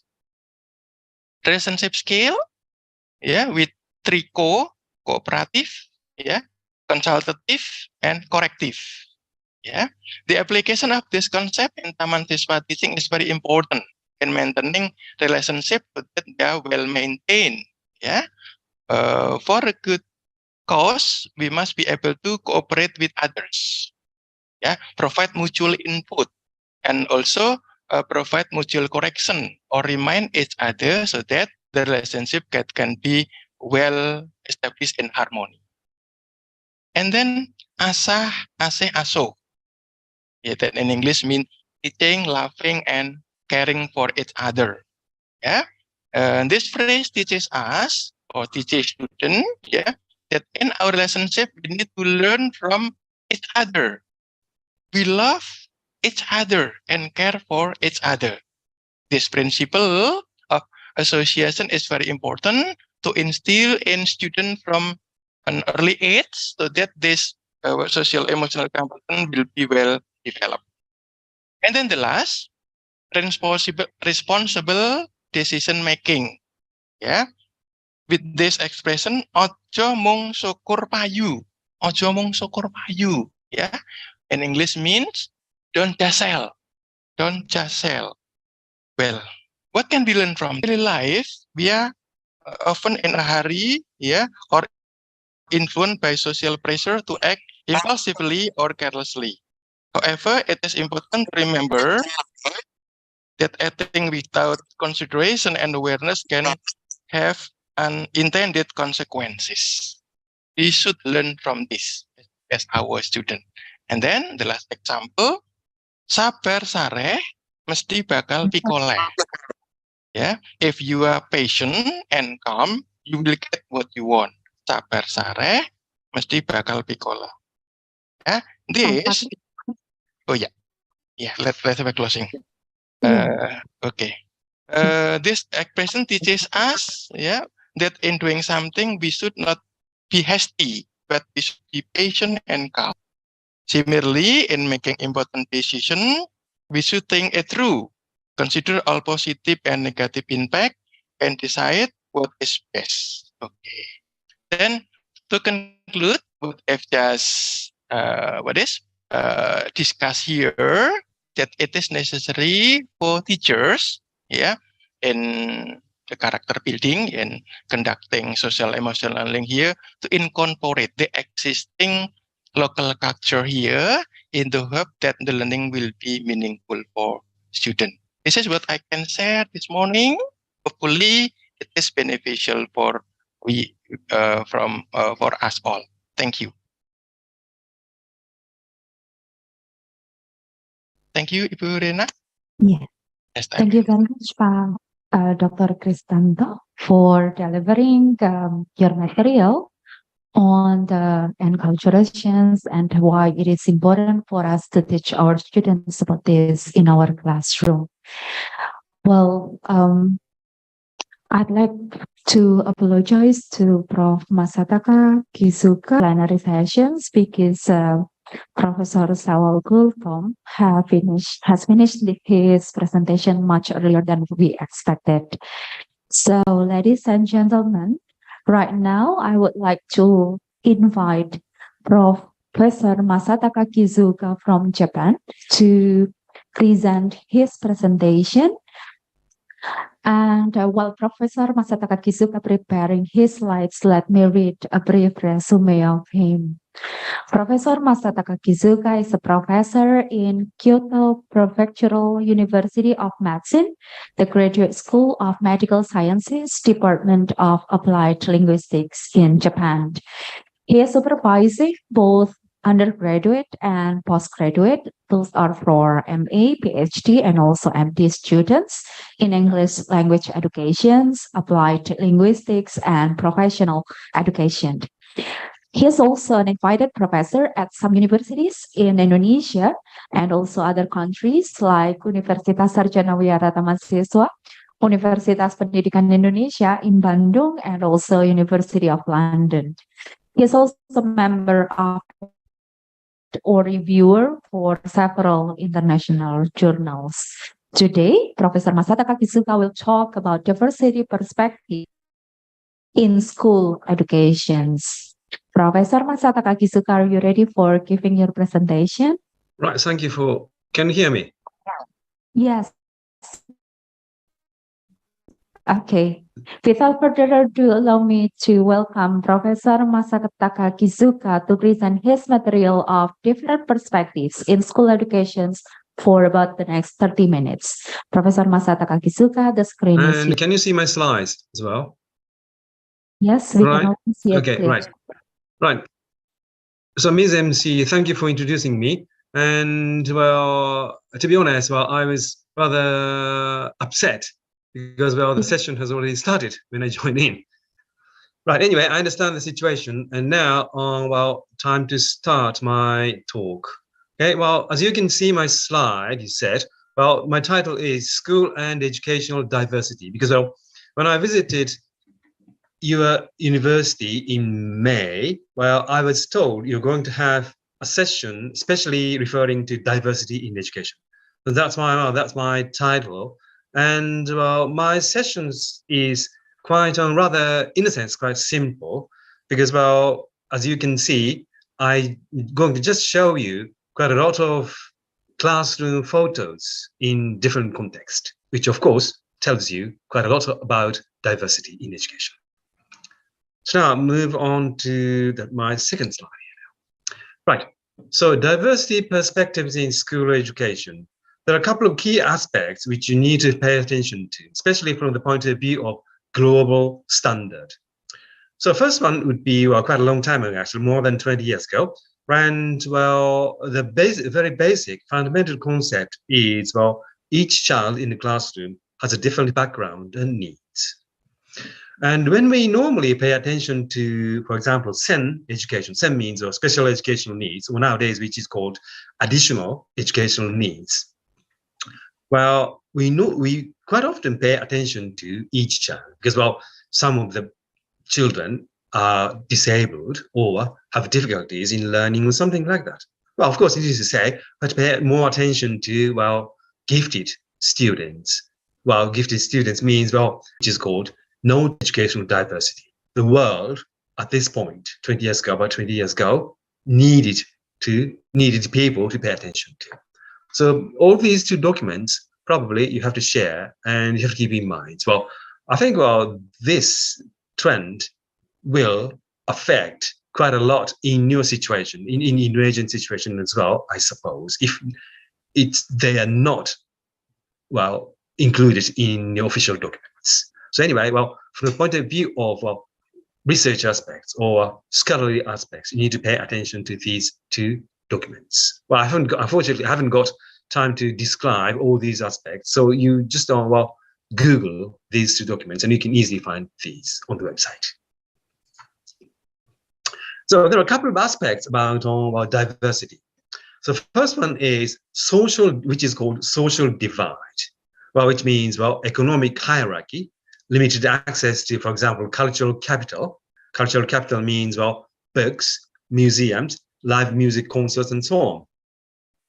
So wealthy people, affluent people, family can take children to, for example, museums or more activities, including, well, quite a lot of different experiences. However, unfortunately, not affluent family members have not chances to do that. This is called social divide, which is one of the biggest issues across the globe. Not only, well, European countries, America, but also in Japan as well. This is a huge problem, actually, issue now. And second is digital divide, which of course is the internet access. And needless to say, this aspect was revealed, especially under the COVID-19 pandemic situation. Probably you understand it, especially while I've got quite a big challenges or issues about digital divide. And next, the special educational needs, SEN, which I referred to, and additional educational needs. And of course, not only the disabled, but also the gifted, which I already mentioned, where we normally pay attention to the disabled because they are handicapped in the society. However, we have to pay attention to the gifted, which has special abilities or competencies.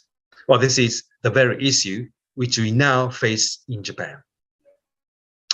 And also the last one is a bit delicate and, well, sensitive issues, I should say. The issue of sexual orientation and gender identity, which is now called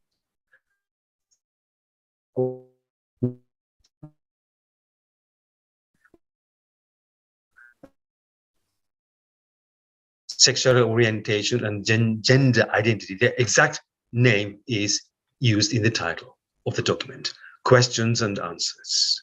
Even 2014, about 10 years ago, it was published by the Council of Europe. Well, of course, now, well, you are familiar with, of course, the word abbreviation, which is called LGBTQ. But, well, nowadays, well, we tend to use the word SOGI, S-O-G-I, because, well, LGBTQ is a bit out of date, shortened words, actually, abbreviations. So, but anyway, well, even 10 years ago, that was published. And also this is the highlighted point in Japan as well. And all these aspects are, unfortunately,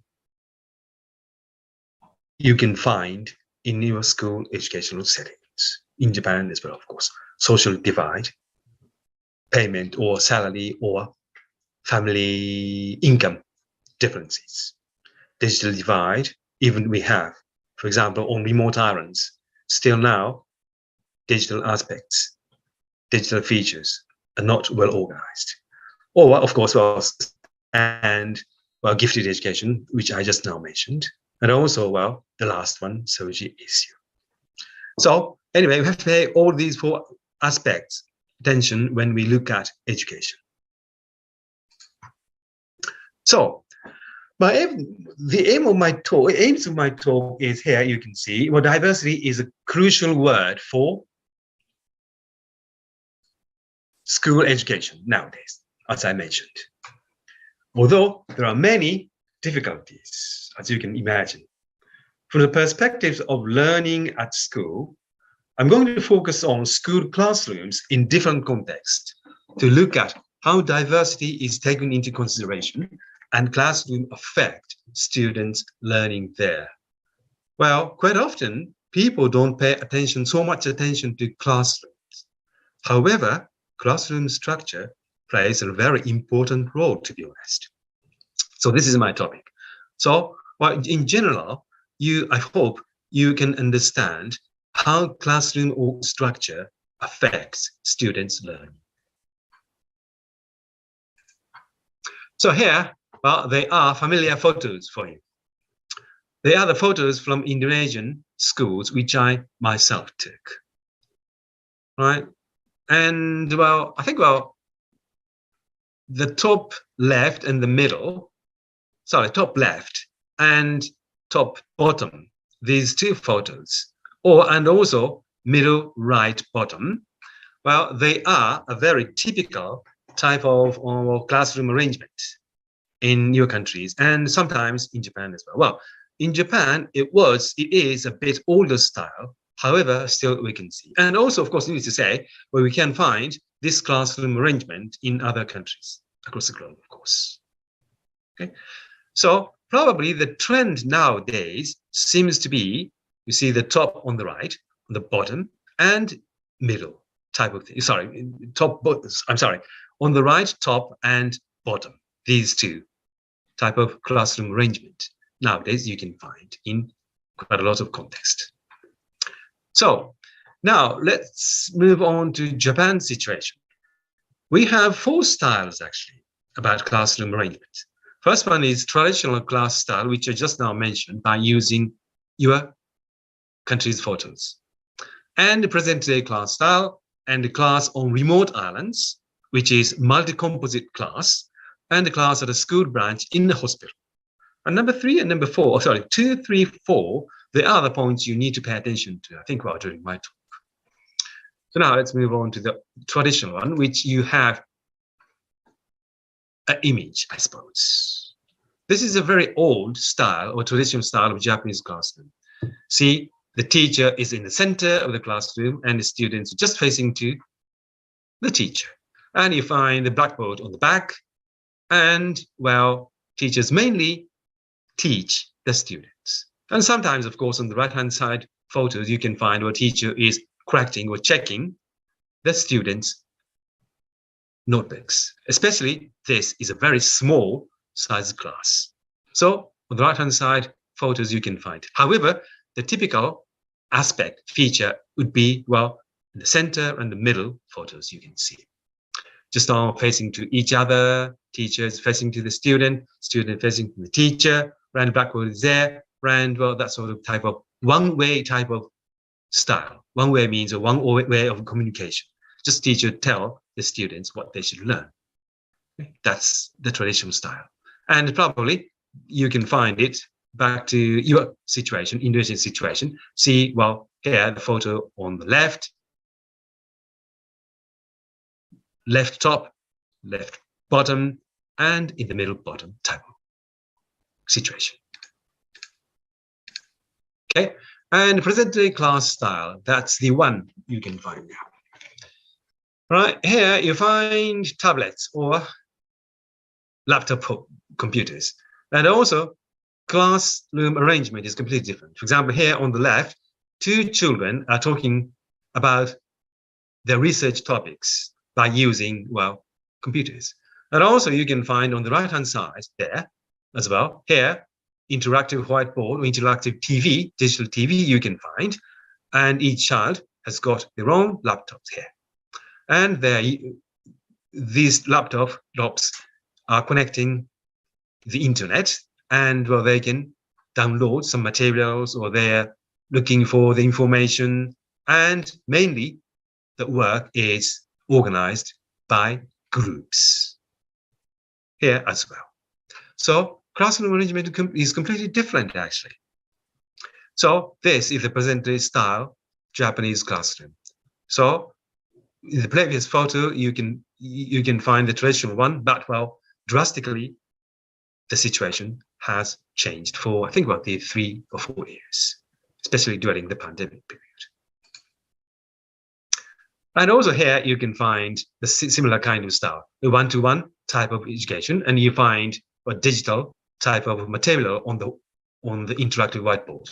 And also here, there are 2 teachers, team teaching type. This is an English lesson, and she's a Japanese English language teacher. And here, assistant English language teacher here. And the students are there, and you find the digital board there. And they have a communication work with the native speaker here. And also here, you see, there's no desk. They just sit on the floor and using the tablet, and well, they're just looking for something. And after this individual session, they get together and have a group work. That sort of type of thing. Right. And the third one, classroom on remote islands, which is also very unique, actually.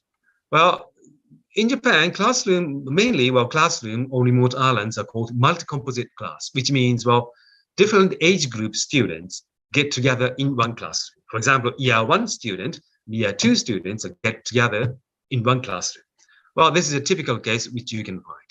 So here you see, there's in the middle photo here, you find one student with a teacher and another student just behind the board here. They are different ages. Okay. However, the class size is very small. There are only 1 or 2 students. So that's why, well, one teacher teaches 2 different age students. And on the right-hand side, that's the same. Here you find one student here. And on the left, there should be 1, but well, he is absent at this time. Or again, in the bottom 3 photos, you find as well, here, on the left,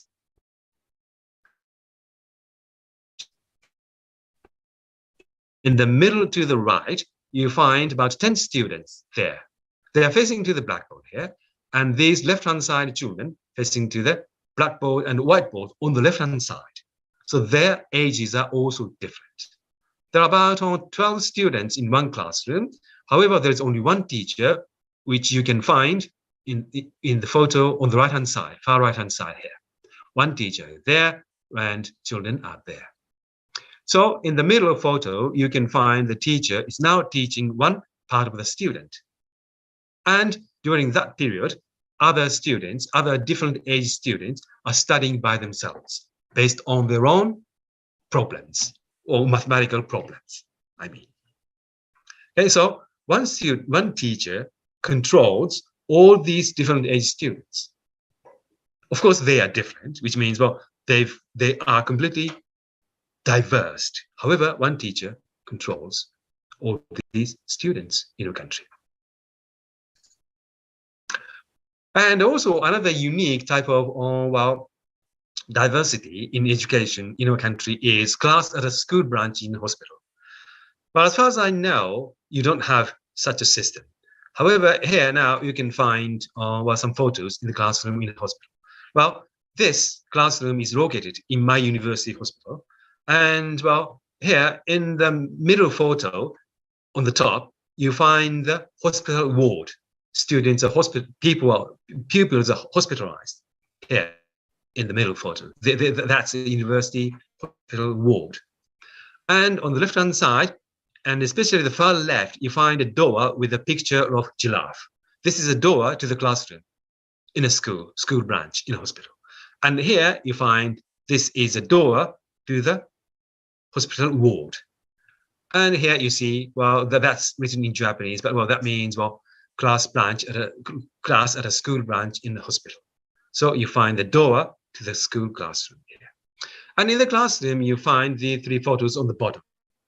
Well, classroom arrangement is completely different. Here on the right-hand side, you find that one.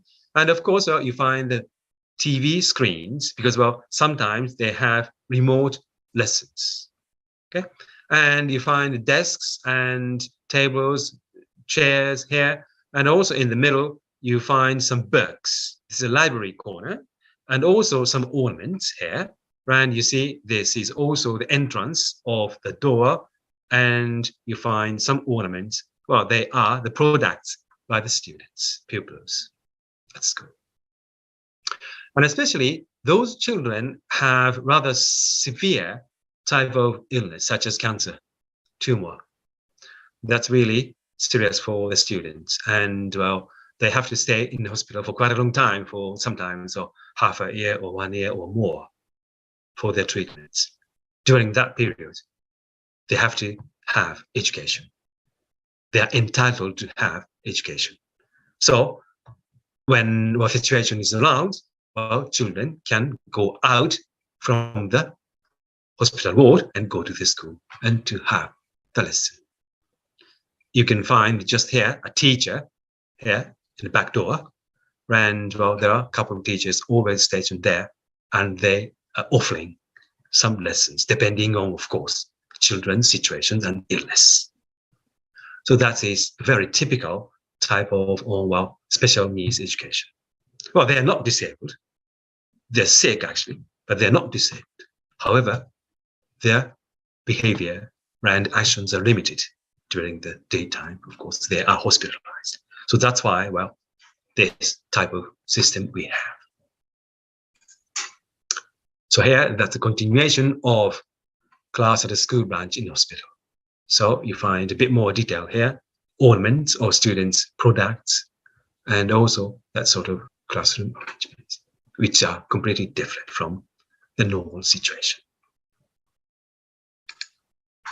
So now move on to other countries, European country and well, the United States. And here, that's a photo images from London schools in England. Well, see, well, you find the tables, desks, and children are sitting on the floor, and teacher is now just sitting in the seat, taking the seat, and children on the floor. And also you find some colorful type of ornaments in the classroom. The year 1 classroom. Well, I took the photo about 15 years, more than 15 years ago. But at that time, well, they have that type of classroom arrangement. I think well, nowadays, well, in your country as well, and in Japan as well, we have got a lot of such type of classrooms. But well, about 20 years ago, I didn't find so many, except for European or American countries. But that's the situation. So absolutely, these classroom arrangements affected other countries, especially Asian countries, including Japan, China.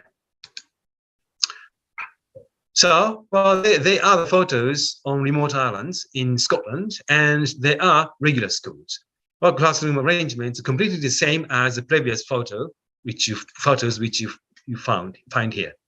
Okay, similar type of desks and table arrangements and ornaments. However, you find a couple of teachers there and teach all these students at one time. They are making something, but you find one teacher and also here teacher and assistant there. So this is, well, completely different type of situation which we compare in previous, for example, classroom. This one, she is only one teacher controlling all these students. And also here you see, well, on the bottom, you find, well, very small school. There's only one child belonging to this school, but well, facilities or type of things are quite similar. The corner is there, and also there's a cushion here for relaxing, and also some type of stuffed, well, toys or toy animals or things like that, and interactive whiteboard you can find, and organ here. And this classroom arrangement classroom arrangement seems to be quite similar to the hospital branch you found in our country. And also, well, the top two are very interesting, actually, photos, which I took last year on a remote island situation. Well, on the screen, you can find a teacher, and the child is now practicing the fiddler, violin.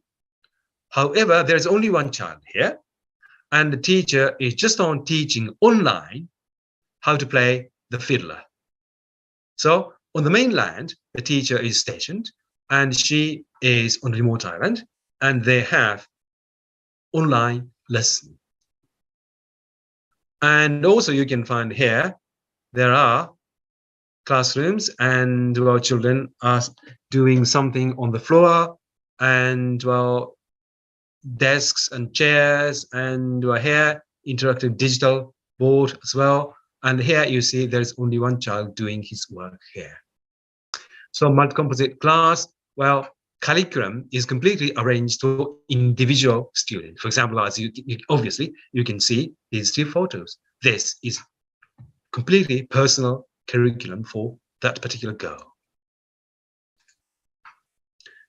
And even before pandemic, you see online education was implemented in a small island, on a small island in Shetland. But that was taken about just 2 years before the pandemic, 2018. I took these photos. However, here you see, even at that time, even the pandemic, they have the online lessons. Here you can find teachers there, and students are studying here. That was a situation about 5 years ago in the UK. So the point is, of course, individual or personalized learning for the students. That's a point. And also, on remote islands, there are not so many teachers, and especially subjects teachers are always shortage, not enough. So that's why from the hub center of the school, they give lessons online, and they can have, each students have individual courses in their own school. And of course, sometimes the teacher here in the classroom support individual child. And that's the case in the United States. This is my final photos and final case from the United States. And as obvious, completely obvious, the classroom, colorful type of classroom situation is completely the same as, the UK classroom. And the photo was taken about more than 10 years ago, and that was the time of Halloween, the end of October. You can see here, jack-o'-lantern. That classroom is completely colorful, and also you find table and desks similarly arranged, and also you find some book corners or materials corners on the right-hand side bottom photos. So in European countries of America, this style of classroom is very typical, and as I mentioned before, this sort of concept is carried over to other countries, especially Asian countries like in Japan and China. So how did you find through these photos? Similarities, I suppose you can find, I've already mentioned. The arrangements of desks and chairs in the UK, the US, and the present-day class style in Japan, all these are very similar. The reason I gave you already. And also those in Indonesia and traditional class style in Japan, there are similarities. So probably Indonesia, your country, and Japan is now in the transition period from traditional stage to the present stage. Present stage means current stage across the globe. Across European countries and the United States. And as I mentioned, Japan has been now shifting to the past UK or US style, which I showed you the photo there. So that's why almost we have the transition period we have finished. However, still now it's ongoing. And also, the second is more important point, individual, the personalized education in the UK, the US, and presently in Japan, you find. Because, group work or peer review type of work, individual research work by using the laptop computers. They are, of course, focusing on individual personalized education. The use of new gadgets, as I mentioned, laptop or tablet type of computers, and new technology, online education. And also you find the classroom itself incorporates, forms, and creates lessons there. So classroom styles are fixed. Of course, you have to accord with the classroom arrangement style. When you have tables and desks together. And if you like to have, if you have group work type of classroom arrangement, you have to organize the material, of course. You have to you cannot just teach the students. You have to organize material, have to create different type of lessons. So that's why, well, as I mentioned at the beginning of today's session, the classroom itself incorporates, forms, and creates lessons there. Of course, well, lessons can change the classroom style. This is intertwined each other, of course. However, well, classroom is, when you focus on classroom itself, that incorporates, forms, and creates lessons there. So if you'd like to have individualized or personalized education in your situation, in your settings, first of all, you need to change your classroom style itself, classroom arrangement itself. So my concluding remarks. Well, school education needs diversity across the globe, which I already mentioned. There are 4 points I picked up at the very beginning. The traditional model of school education, which is unified, one-way teaching, as I mentioned already, teacher to students, is outdated, unfortunately, of course. In order to meet the social demand for diversity in education, which means, well, more individualized, more personalized, because each student have different abilities, different competencies. So focus on learning by the individual child is required because each child differs in his or her own learning style. That's the point, actually. And strategies, learning strategies, each have different. So when focusing on learning at school, the classroom there needs to be reformed because the classroom determines how to implement lessons there, which I already mentioned in my previous slide. In other words, the classroom and the lessons there are intertwined. The classroom at school has a pivotal role in the school education, which I have already mentioned, and especially pay attention to diversity. So that's why, well, you need to carefully look at your classroom structure and classroom arrangement. Probably you can understand you can get some clues to understand how you can change your classroom, your lesson style itself, or your lesson itself, or quality of the lessons. Okay, thank you for your kind attention, and probably that's all the time I have today now. That's from me.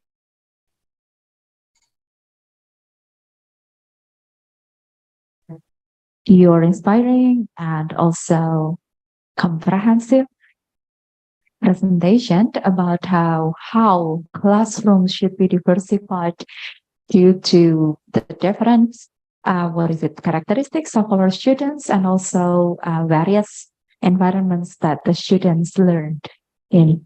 Thank you, Professor Masataka Kisuka. And once again, I'd like to apologize for the changing in our schedule today. Right, that's all right. Thank you. Thank you very much for your understanding, Professor. Well, ladies and gentlemen, let's now move to the last presentation that will be delivered by Dr. Somchai Wacharapunyawong from Thailand. First, I'd like to read a brief introductions of Dr. Somchai. So Dr. Somchai Wacharapunyawong works as an English lecturer and researcher in the Thepsap Tri Rajabat University, Thailand. He is the director of Language Center and also University Council Committee member at the Thepsap Tri Rajabat University. He is actively involved in some programs for improving teachers' quality and also teaching development in Thailand, and also member of various international journals. Without further ado, let me welcome Dr. Somchai Wacharapunyawong for delivering his presentations entitled, as you can see on the screen, Teacher Curriculum in Thai Universities, for about 30 minutes.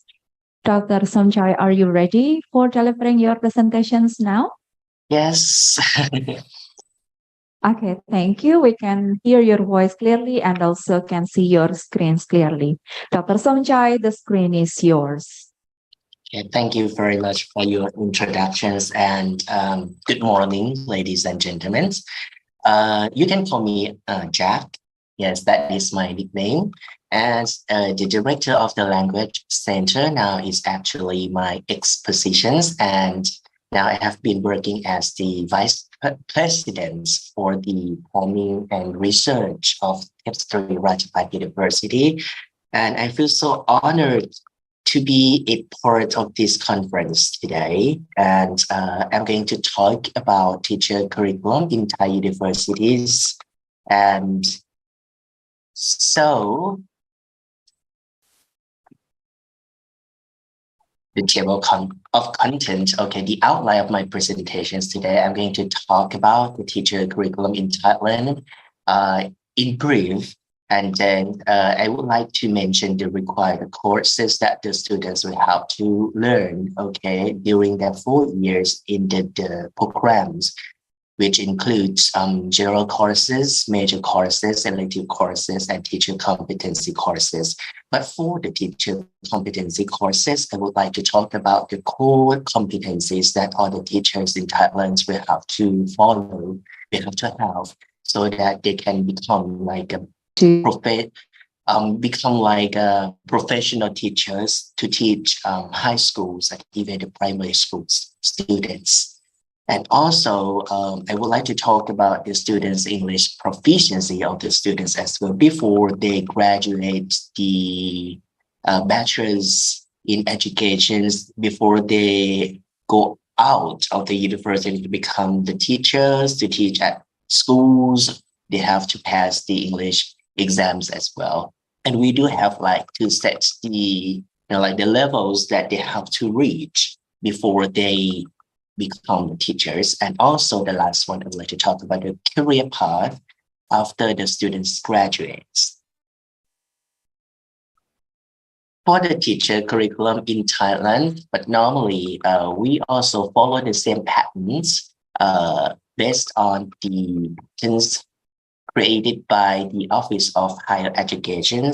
Even, like the best ranking universities in Thailand, like Chulalongkorn University, Thammasat University, we also have the same patterns of the curriculums. And also here, Ratchapat universities, Thepsatri Ratchapat University is also one of the Ratchapats. As you can see that we have 38 Ratchapat universities all around Thailand.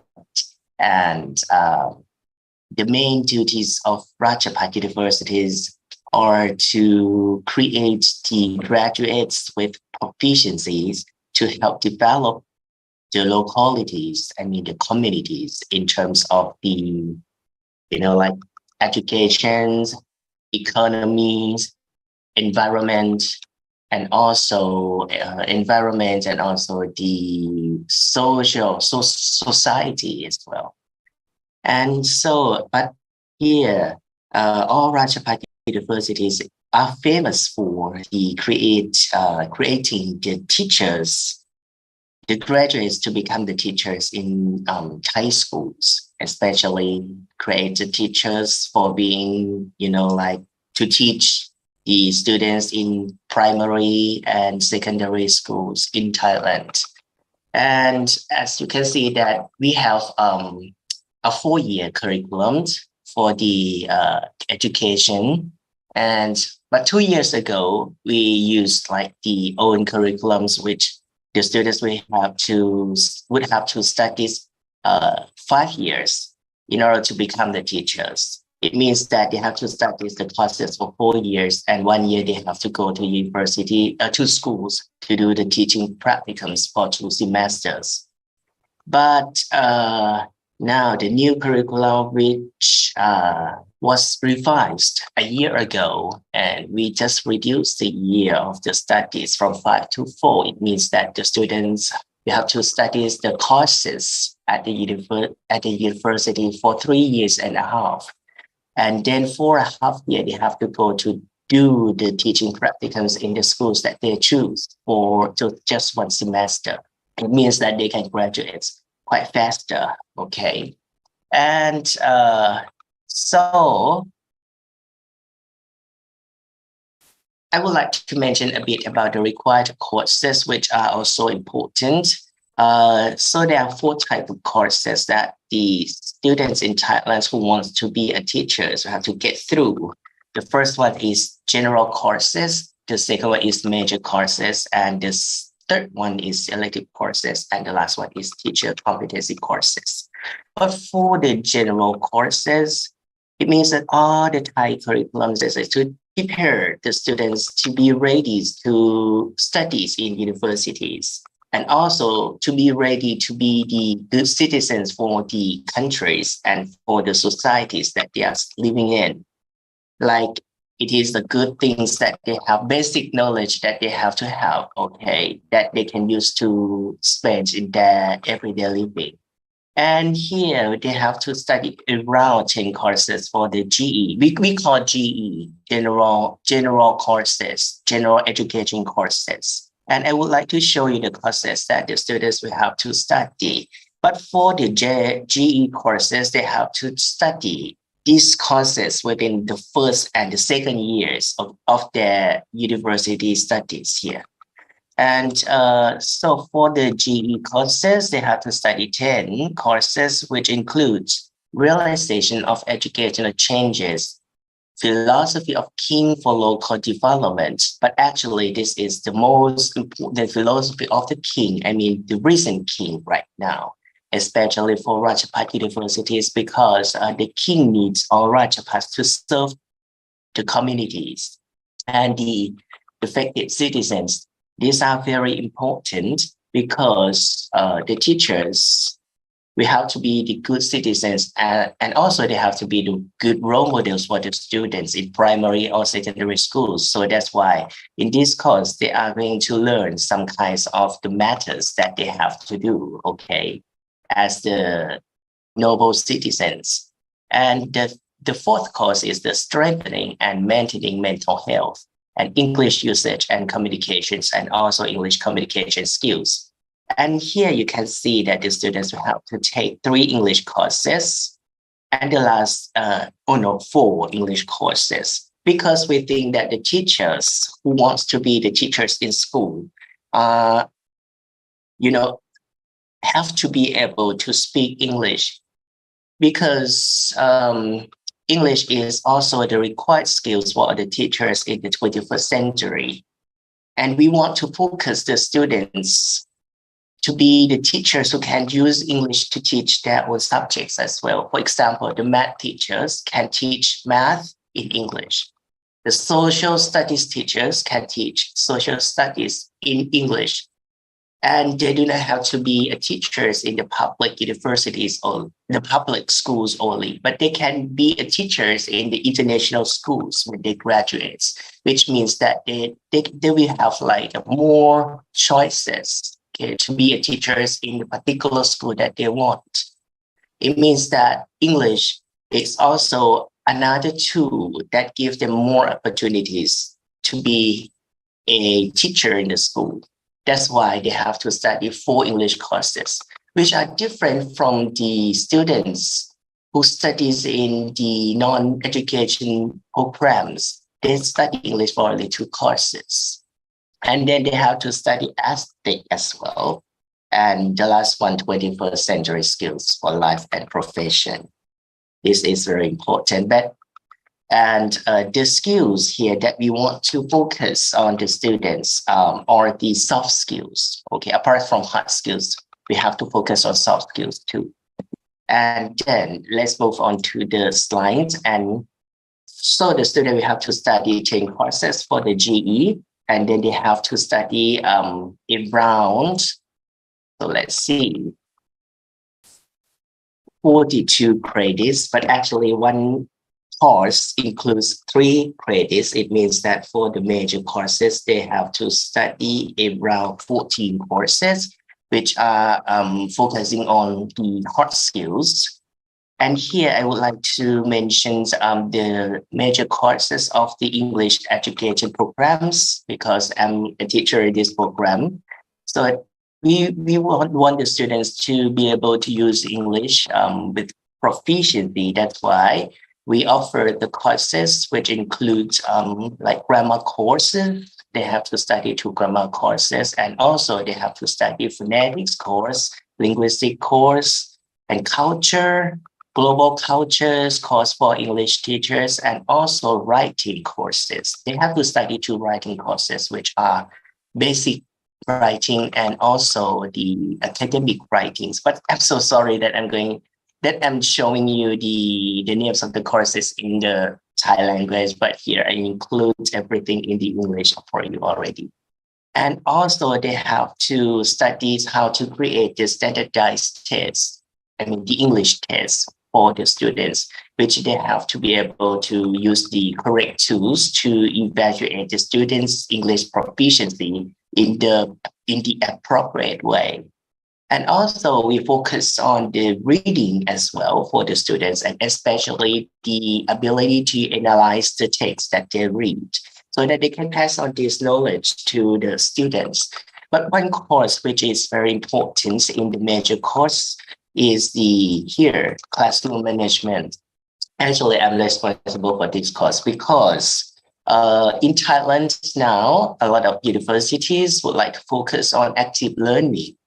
We do not want to organize the classroom in the traditional way, which is very boring and which doesn't encourage the students to learn much in the classroom. So we want to focus on active learning and the style that they have to arrange the seats and also the environment in the classroom in the correct way that encourage, promotes real learning of the students.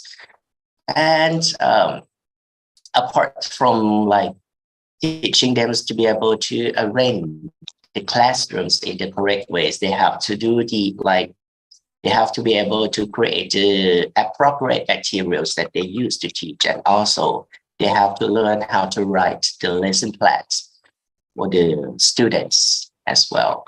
So these are the major courses that the English education students will have to get through. And now I would like to talk about the elective courses, which are also about language learning. And here they have to study like the English learning management in the 21st century. And also they have to study how to make the effective presentations. They have to study some kinds of literatures because, in primary schools and in the secondary schools in Thailand, we do have reading courses, reading subjects for the students. And then the teachers can use the literacy works, they can use the short stories, they can use poems to teach the students, which are, very interesting, right? And then they have to, it means that in order to use that tools effectively, they have to study how to use it in the proper way. So that's why the teachers will have to choose this course as well. We encourage them to choose. And then they have to study how to assess the learners. This is one of the courses that is also important. And how to integrate the skills in teaching English, okay? And also now let's move on to the teacher competency courses in Thailand. Here, we focus on 5 skills for basic educations. The first one is the skills in future-oriented learning. The second one is skills in managing self. The third one is skills in living with others. And the fourth one is skills in creating a happy life. And the fifth one is the skills in living with nature sustainably. As you can see that all the 5 skills are kind of related to the soft skills. And we do not just only focus on these skills with the students who want to become the teachers. But here in Thailand, all the primary schools and the secondary schools also focus on these skills on the grade 1 to grade 12 students as well. That's why we have to teach these skills to the student teachers in the universities to become familiar with it so that they can pass on this knowledge to the primary and secondary schools easily. So let's get back to the first one, which is the skills in future-oriented learning, which includes living in the future, thinking, networking, and creating innovation. For innovation, now this is the most important matters in Thailand because all the fields not only in the educational fields, we have to use innovations to develop particular things in society. That's why we want to focus on this. And we found that a lot of students, I mean, primary and secondary students, lack the thinking skills, especially making decisions. That's why we want to teach the student teachers to think critically first, and then they can teach their own students to think critically later, okay, when they become the teachers in the school. And then for the skills in managing self, we focus on the self-esteem, self-regulated, and solving daily life problems. As you can see that a lot of students in Thai society cannot solve even easy problems in their life. And then when they face like a bigger problems, they do not know what to do. And then you will hear a lot of news on televisions that maybe young children like to commit suicides because they face only small problems, like they have problems in terms of finance. And 2 days ago, I heard like a very bad news about the students in secondary schools. They brought a gun to school and then they used the gun to kill their friends because of the, like girlfriends. They want to take over each other's girlfriend. They love the same female students, right? It means that the students, didn't have critical thinking. And then they don't have like problem solving skills. That's why they decided to do something like that, which was very, big. Especially this affects parents, their parents as well. And also the third skills that we want to focus is the communication and active citizens. I want them to be the active citizens who help develop the countries. And also the skills in creating a happy life, creating harmony, valuing aesthetic life, being resilient, and the fifth skills in living with nature sustainably. We want the students to be able to maintain healthy body, preserve environments, and also interact with nature and environments. Okay. And now let's get back to the teacher's competency courses, which are related to these 5 skills for basic educations. And you can see that the students will have to study around 11 courses, which includes ethics and spirituality for teachers, education, innovation and information technology, curriculum development, individual development plans. This is what they have to do with their research. And then learning measurement and evaluation, learning management science 1 and learning management science 2. Psychology for teachers, research and learning innovation development, and also communicative language for teachers. And the last one is administration and quality assurance in education. But before the students graduate, they have to do the internships. As you can see, it means that each year, the student will have to go to school to do different things. For example, when they are in the first year in the university, they have to choose the school that they want to go to, but they don't have to teach. They just observe what the teachers are teaching in the school.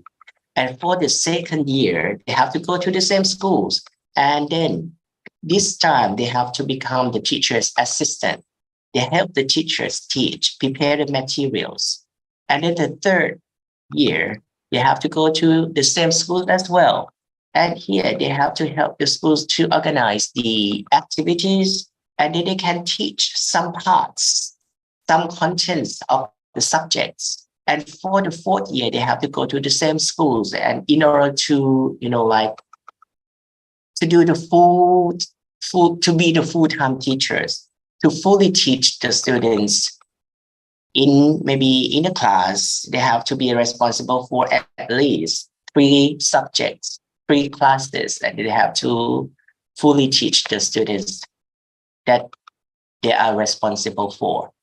And then when they finish, maybe the number of the credits that they have to get through, maybe around 120 credits in order to graduate the bachelor's in education, and they can become the teachers. But here I want to talk about the students' English proficiency. This is very important because if they do not pass the English exams, they cannot graduate. But for the English education major students, they have to get at least a B2 in order to graduate. But for the students who are from different majors which are not English, they have to get at least B1. But here, as you can see, that English is very difficult for most Thai people, especially Thai students. So they have to work hard, especially the students who are not in the English major. But the language center of the university is trying to look for a lot of ways in order to help the students become proficient in the language, English language. For example, we also provide the students with the software programs that they can learn English anywhere and anytime. And we also have the English courses to help them learn every semester, because it is not enough to study only 4 courses when they are in the first and second years, but they have to study English continuously in order to be able to use it with proficiency. So that's why the Language Center provides the student with a lot of programs to help them strengthen their language skills. And now, career path after graduations. They can become the teachers in the public and also the private schools. But as a lot of students in Thailand would like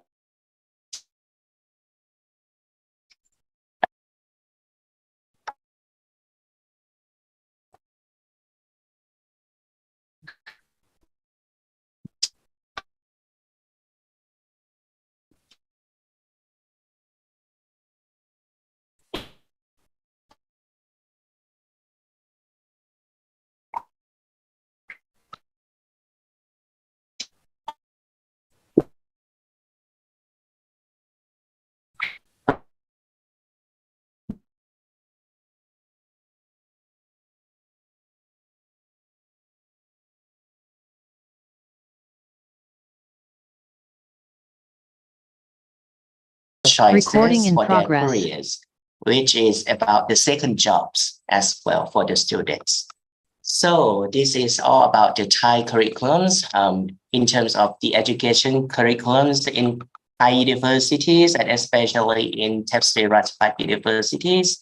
And if you have any questions, you can leave your message in the text in the chat box. And thank you very much for giving me the opportunities to share with you the curriculums, Tepsri Ratchapat universities, also the Thai universities.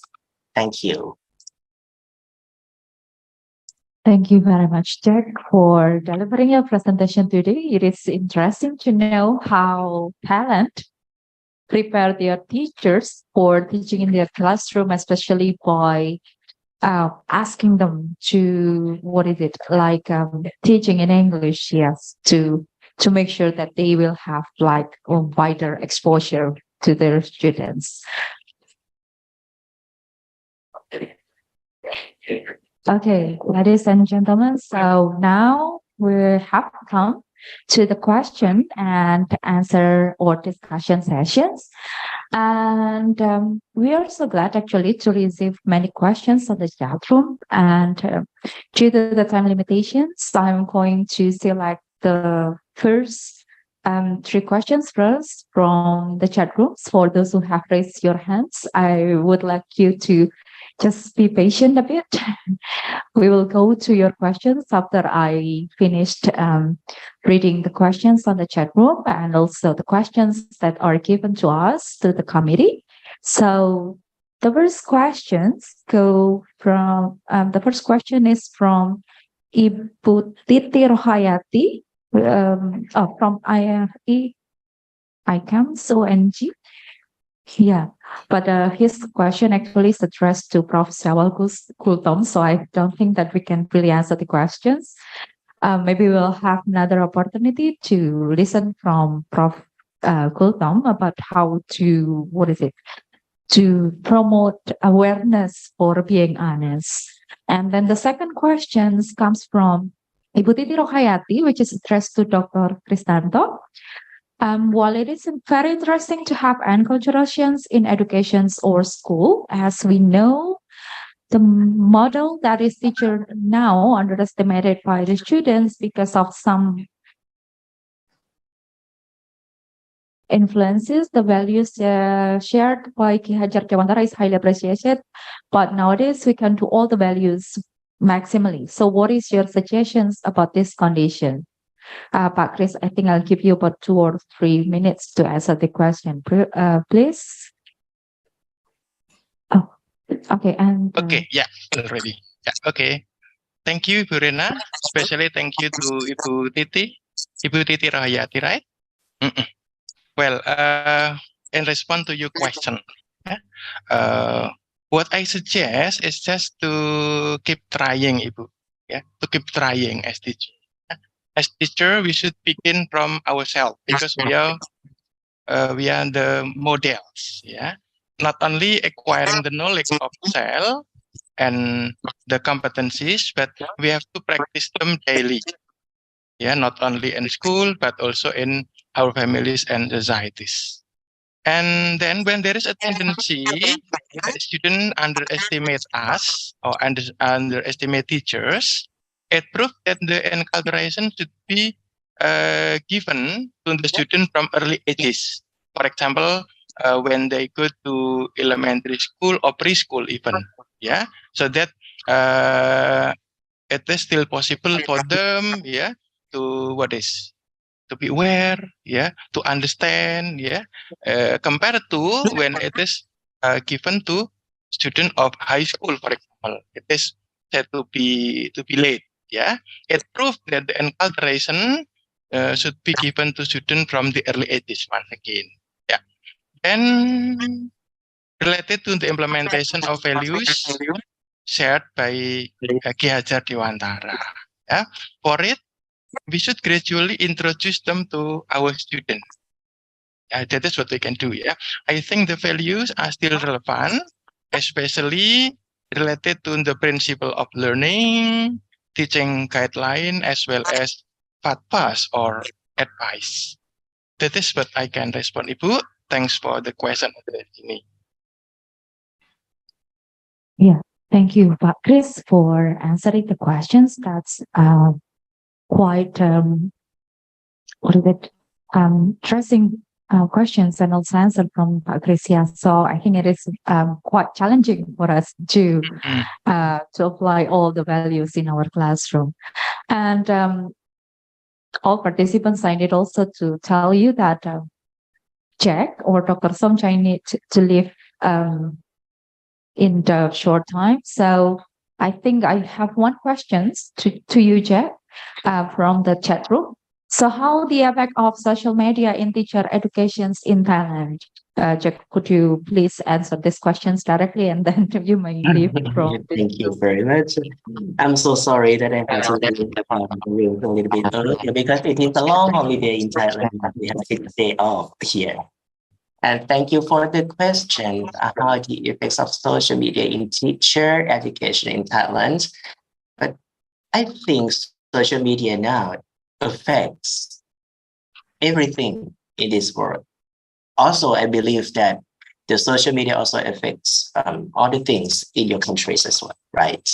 And in terms of the education, it really, affects the teachers' educations as well, because the students now, I think all the students in Thailand have Facebooks. Even the small children, you see, even grade 1 students, they still have like a Facebook account, and then they can learn things quickly. So they have both positive and negative effects as well. But if the students use the social medias in order to learn something more, in order to improve their knowledge, there's going to be like a very positive effects. But if they use social media to, like to hurt someone, okay, or to share their negative feelings, to complain, it's going to be like the negative effects. But I would like to narrate, to tell you a story that I've just faced. When the teachers in the school in the past teach the students in class, the students just believe what the teachers teach, right? But here, when they have like a social medias, they can search the knowledge, search for the knowledge on Google's. They can search for the knowledge on, like Facebook. They can learn online with other teachers, okay, on Facebook, live talk, live lectures, something like that.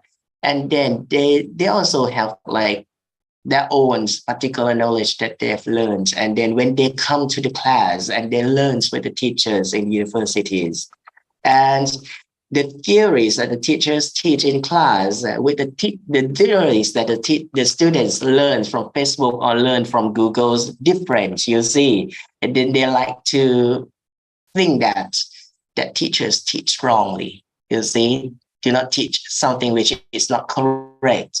And then they have like a offensive feelings towards that teachers immediately. So that's why it is the teacher's responsibilities to teach the students to use the social medias in a proper way. They don't have to believe everything that they see and that they read in social medias.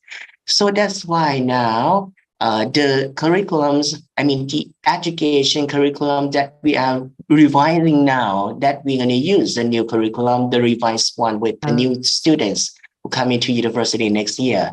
And we also add one more course for the students to study as the general education courses. As you can see that they have to study 10 general education courses, right? And then we have added one more course in the revised curriculums, which is the how to use social media effectively in your life as well.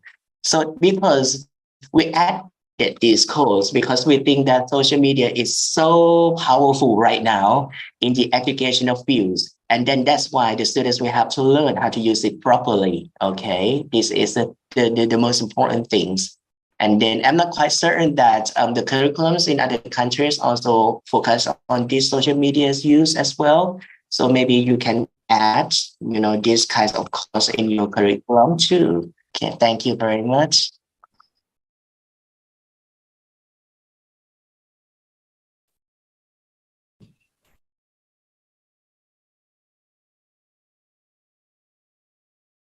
Maybe TMC is away. No voice? Okay. Okay. It is heard Yeah. already. Yes, but Jack would like to answer other questions addressed to him to his email.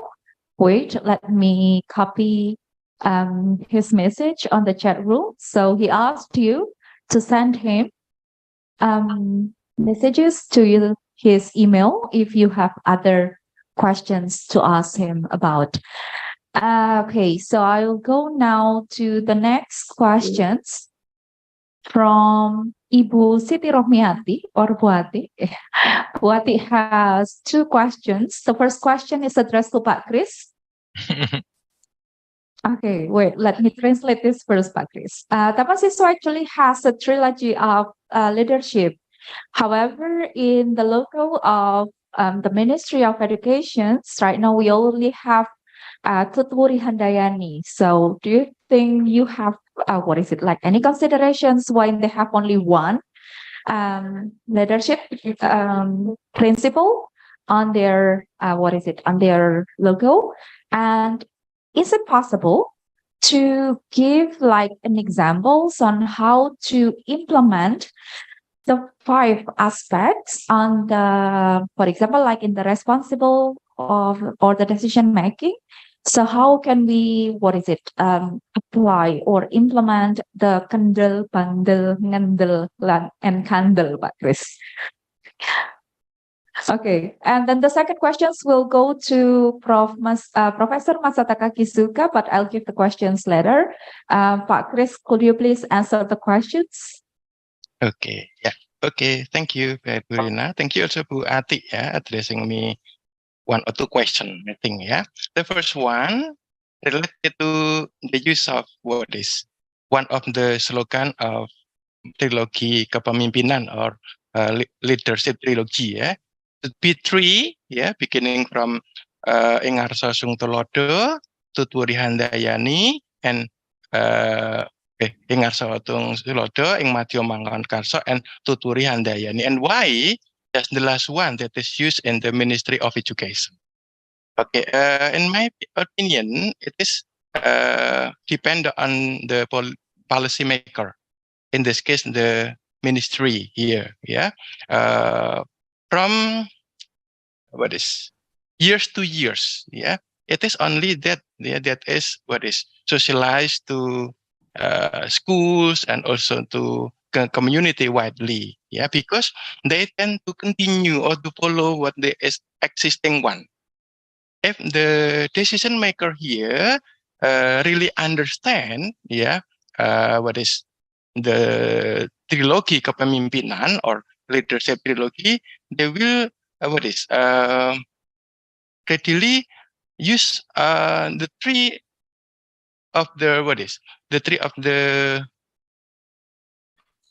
slogan here, the Tutwuri Handayani, Ing Madyo Mangun Karso, Ing Ngarso Tulodo, Ing Madyo Mangun Karso, and Tutwuri Handayani, Okay, and if the three are really implemented here, and also socialized well, it will give impacts, to the improvement of the community.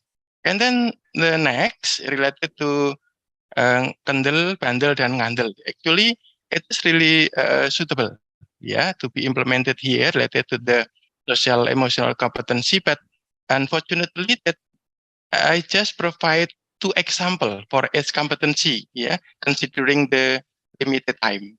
But I do agree with you, Ibu Ati, that what you have just mentioned, Kendel, Bandel, Ngandel itu, are really suitable for this. And really meaningful when they are touch to students, as well as how to implement the values. Thank you. How those kandel, ngandel, kandel can be implemented in the decision making, and I think you have also presented on how to integrate this into the teaching of being responsible and also decision making. And I think I'll go next to the questions. The next questions from Bu Ati, still from Bu Ati, to Professor Masataka Kisuka. Bu Ati mentioned that actually you gave some excellent examples on the visualizations in the classroom before and after the post-pandemic of COVID-19. And she asked you if you have some examples or the visualizations for the teaching and learning process that are conducted outdoor to to promote or to help students being closer to the nature. Okay, Professor Masataka, can you please answer the questions? Okay. Well, sorry, can you clarify the questions again, please? Well, Bu Ati asked you about some examples, or maybe you have some visuals about the teaching or learning process, or maybe the classroom settings that are conducted outdoor. Outdoor, you said? Yes, outdoor. outside. Outside the classroom, you said? Yes, outside the classroom. Okay. To get the students closer with the nature or with the surrounding environment. Okay. Oh, I see. Okay, right. Yeah, I got your question. Thank you. Right, thank you for your question. And well, yes, your point seems to be quite important, actually, and especially because, well, to be honest, before the pandemic in Japan, or for example in the UK, especially in Scotland on remote islands, they have quite a lot of environmental studies because, well, for example, in bigger cities like London, it is quite difficult to go outside to look at some of the local aspects, especially because of the security issues. However, on remote islands, there are quite a lot of materials available around the school. For example, the sea is close to the school, mountains or insects, different varieties, or for example, nowadays, from the point of view of SDGs, well, for example, on some of the remote islands, there are some PET bottles coming from overseas countries. That sort of a rubbish type of issues is a very environmental issue, is very hot topic. So that's why there are quite a lot of interesting field works happening on remote islands or remote areas across Japan and also, Scotland as well. Does that make sense to you?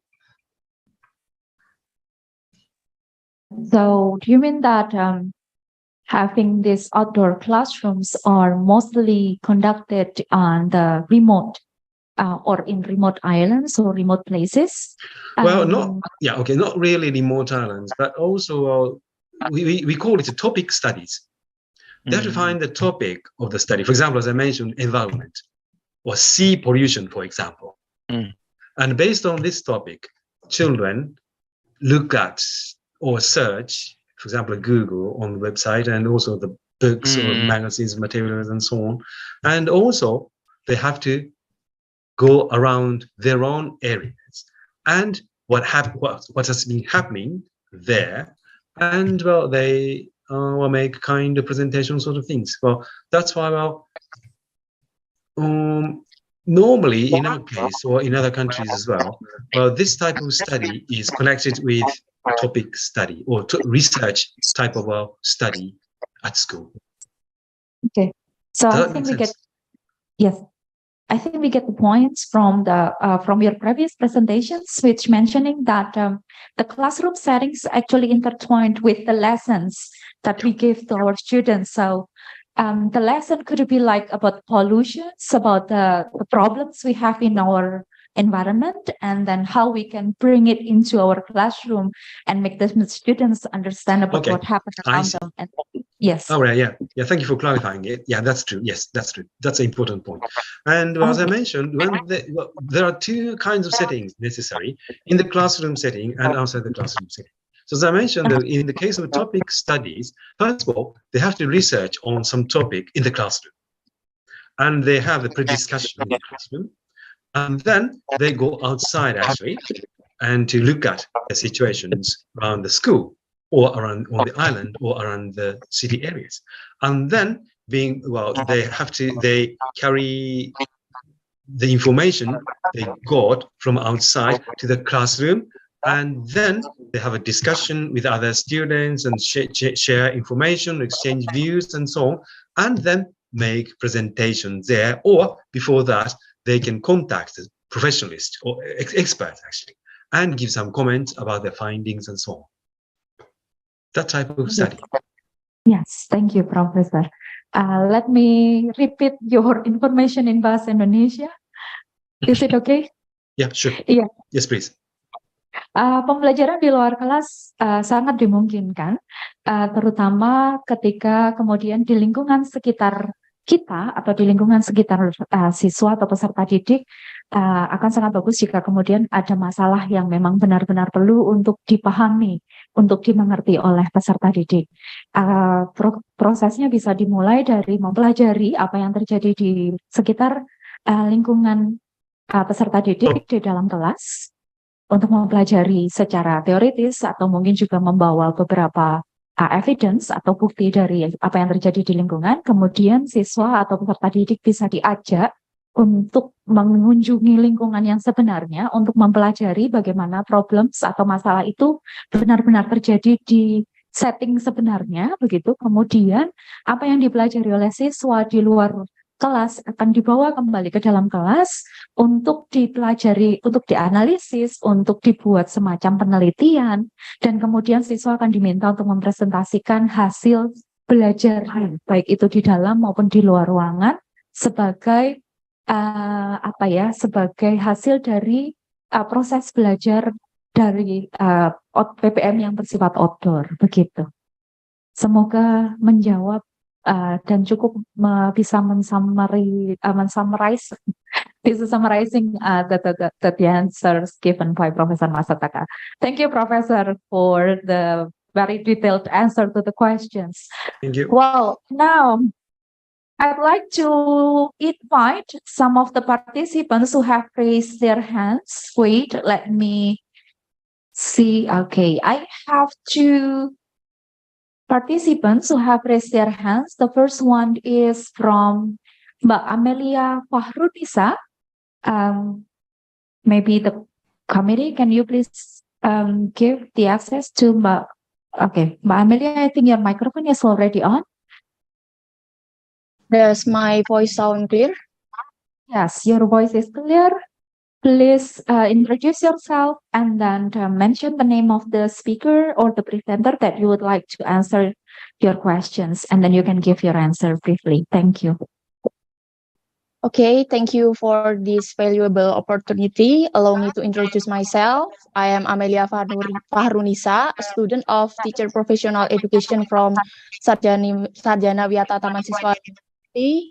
It's an honor to see you again, Professor Masataka. I have question for Professor Masataka. If I may share my case back in 2010, I experienced an accident that required me to undergo a 2-month hospitalization, and the consequence is I was unable to attend school during that period, and I missed various material for the national exam. Based on the material presented by Professor Masataka regarding school and educational diversity, I am interested by the varieties of classroom in Japan, especially the class at school branch in a hospital. My question pertains to whether are there any specific criteria for students receiving education while being hospitalized, such as certain illness or the duration of their hospitalization. And furthermore, I'm curious to know who responsible to teach these students. Are they taught from their school or from where? Thank you very much. Okay, thank you, Mbak Amelia. Professor Masataka. Can I answer now, or do you need to translate it into Bahasa? Okay. Can I answer now, or do you want to translate it into Bahasa? No, I don't think so. Okay, right. You can answer the Sure, questions all right. in English. Okay, no problem. Right. Right. So nice to see you again, and thank you for your question. And first of all, the schools itself is implemented by the local government. That's why I call it as a school branch in a university hospital. So all the teachers are completely qualified. All the teachers are the same, belonging to the local public schools. So they are completely licensed. The curriculum itself is based on the national curriculum in Japan. So some of the teachers are dispatched to the school in hospital. And that's why, there's nothing at all, there's no problem at all about materials or staff members or budgets and so on. But the reason why our university offers such a system to the school or local government is that, as I mentioned, some of the children are so sick. For example, many of the students, as I mentioned, are suffering from cancer, child cancer. And it takes so long for their treatment. Sometimes it takes 1 year or 2 years. And they're so harsh for them. And from the point of view of education, local government have to offer education to all the people. That's a common sense in our country, common knowledge in our country. So even if they are hospitalized, they are entitled to have education.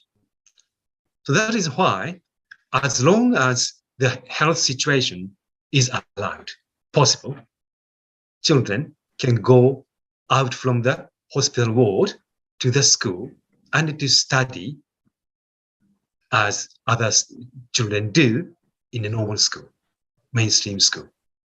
And of course, it depends completely on individual children. When the children's situation is worse, they just stay in the hospital ward and not allowed to go out from the hospital ward. So completely depends on individual situation or sick situation. Does that make sense? Yes, I think so. I think she still has one more thing that. Oh, sorry, go on. Okay, is there any qualification for the students to get the educations at this hospital branch? Oh, I see. Well, sorry. Well, I thought I answered it. Well, sorry for that. And well, there's no qualification at all. Because well, especially our university hospital school branch offers compulsory education. So all the children hospitalized are entitled to go there. But of course, some of the children just stay in the hospital for a short period of time, 1 week to 2 weeks, which means, well, they just go back to the normal school, mainstream school. So in that case, well, they don't attend the hospital school. Most of the children in the university hospital school have a long period of hospitalized situation. Amelia, do you still have any other things to ask Professor Masataka? Oh no, I think she already has enough information from what you have mentioned, Professor Masataka. Thank you very much. That's a very detailed answer. Thank you. Thank you. Now I would like to ask another participant. Is it Mas or Bapak? Hastri Firharmawan. Yeah. Okay. Okay. Yeah. Could you please? Thank you, Bu Estri. Yeah, can you hear my voice? Is it clear? Clear. Go ahead, please. Okay, thank you. Okay, first, I am Hasri from Universitas Ma'arif Nahdlatul Ulama Kebumen.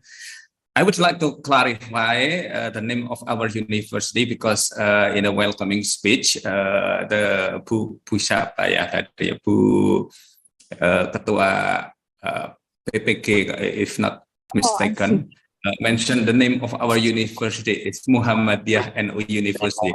I'm afraid that those who come from Muhammadiyah cannot tolerate that name because we are Ma'arif Nahdlatul Ulama. That is the first. And then the second, yeah. I'm so sorry. Yeah. The second one, I would like to see Professor Masataka. What's that? Prof. Masataka's opinions about curriculum. Yeah, Japan is one of the most advanced country in this world, and I'm sure that one of the successful factor is from the curriculum of the school. I just would like to know about the curriculum there in Japan. What is the what's that?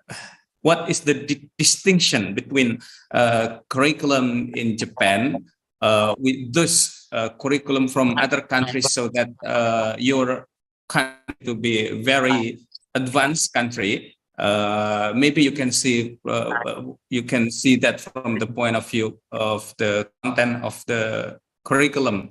The priority, maybe you can see from that if you can explain to us. Thank you.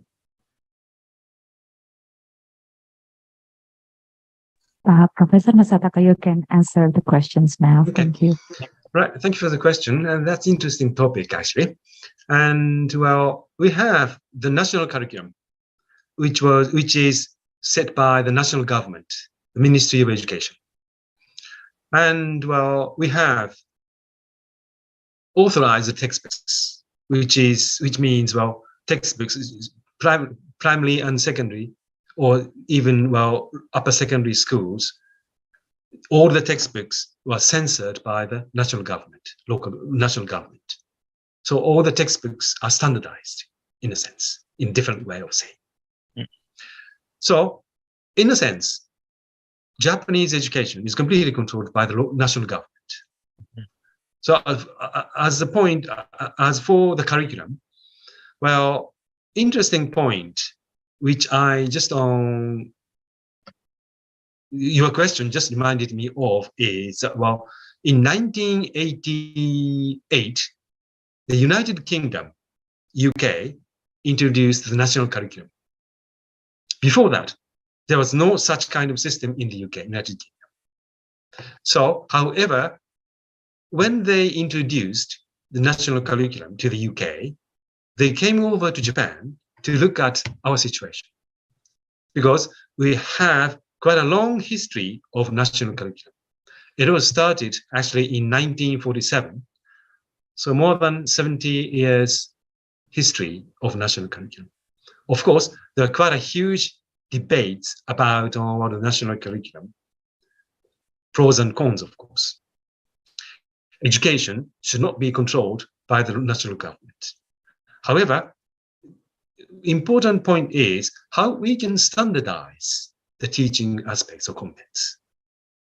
So, for example, interesting point is when one child moves to a different area, for example, from Tokyo to, for example, Kyoto, where I live, okay, the textbooks or school is completely different. Because, well, textbooks, as I mentioned, were textbooks censored by the national government. Well, there are several, of course, there are several authorized textbooks, and each local area chooses different textbooks. Or sometimes, of course, they are the same, but sometimes they're different. So when one child from Tokyo moved to Kyoto because of their parents' job or something like that, and when the textbooks are different, what will happen? The children moved to Kyoto will have quite difficulties in getting used to that situation. So that's why standardized curriculum or standardized textbooks, in a sense, have a good way to, well, have standardized education across the country. So that is the very important aspect to have national curriculum. However, as I mentioned, well, some of the points are, well, just uncontrolled by the national government. For example, historical issues, that's a very big point, and always were criticized by China or Korea, especially about the Second World War, type of thing. So there are pros and cons, of course, but as I mentioned, well, national curriculum is anyway revised, well, normally 10 years. And, well, all is implemented by the national government, and there's a national curriculum, and based on it, we have the authorized textbooks. That's a brief situation. Does that make sense to you? I think so. And I think that's also what we are doing now for improving our national curriculum. Now we have what we call as Merdeka curriculum, which is, the emphasis is on the student-centered learning and how we can make the learning is based on what the students need and also characteristics. Well, okay, before, I think we already have all participants asking questions, but maybe there might be more questions.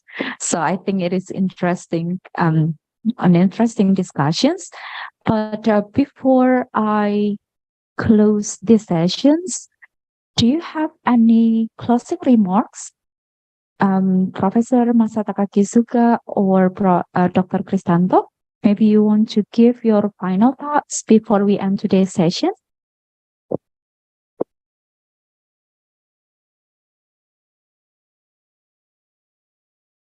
Oh, me first, or second? Who's first? You can go first, Professor Masataka. All right, okay, yeah, right, okay.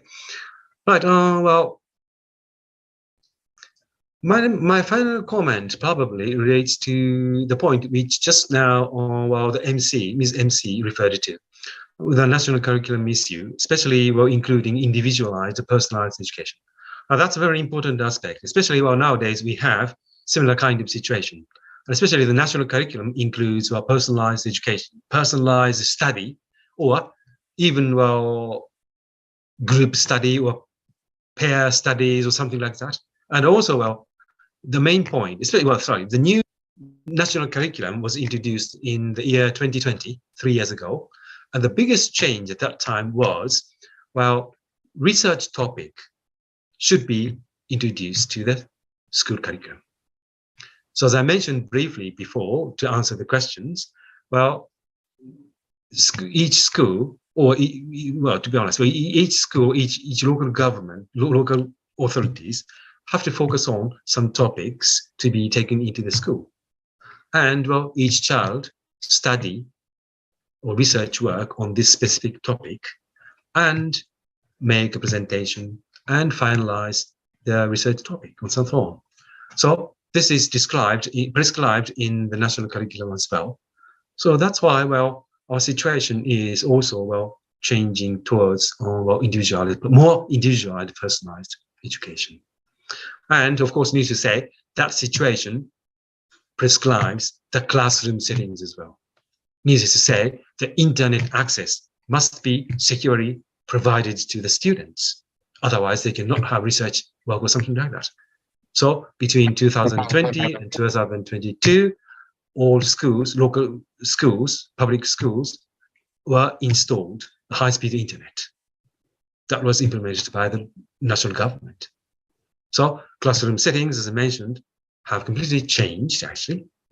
Group work type of desks or tables or digital TV type of things, all are installed in school. So that's what I mentioned. They are intertwined each other. Thank you. Thank you, Suka, for the closing remark. And now we will listen to another closing remark from Dr. T.M. Kristanto.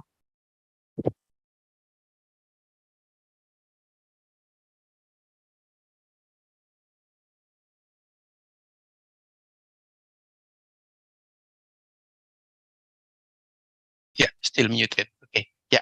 Let me repeat once again. Yeah. As teachers, yeah, we play a very important role in developing student characters. That's why it should be realized by our strong motivation, yeah, to keep trying, to be innovative, yeah, to be creative, how to make the teaching, especially the social emotional learning here, meaningful for students. One of them is that we can explore, try to find local cultural values which are relative to the teaching of social emotional learning, so that students not only understand, but later they can implement the values in their real life. Okay, thank you. Thank you, Pak Chris, for the points that you made on the closing remark. So, ladies and gentlemen, I think we have finally come to the end part of our plenary session today. Please allow me to take some highlighted points from what we have discussed today. So I can't say that in this disruption era of the Society 4.0 and also the Society 5.0, it is very much important to instill the noble values to our students' character. The values like honesty and also integrity that comes from people's awareness. Education, therefore, should be transformed to adapt with our future demands. Thus, we also need to transform how teachers take their roles in teaching their classrooms. Nowadays, teachers are no longer the sole source of information. Students need to learn from various sources that are facilitated by the teachers themselves, and thus, teachers must not stop learning.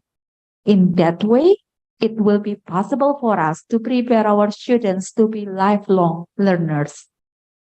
Taman Siswa teachings actually promote valuable ways to teach our students, that is by using like among system that nurture our students to develop their social emotional learning by activating three centers of education: family, schools, and society.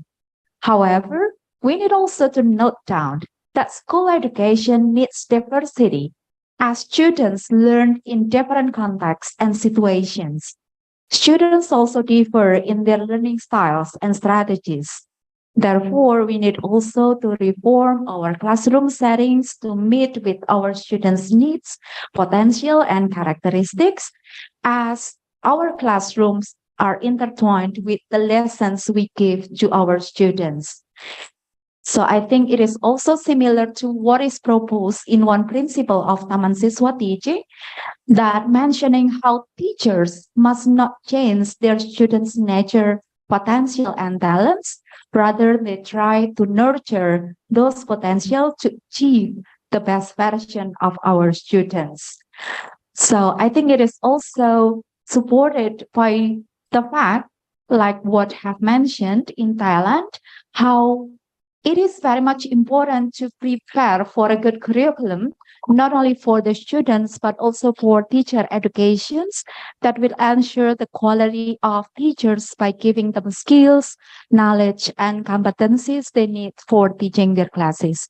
So I think many problems that we have or many challenges that we have in our educations cannot be solved only from one aspect, but rather, we need to think about how we can adjust or adapt our curriculum to meet the needs of our students, to prepare our teachers to be a good educator by facilitating the learning of their students to be long life learners, and also to prepare for our students to reach their future and reach our dream, like the Indonesian dream, into 2045.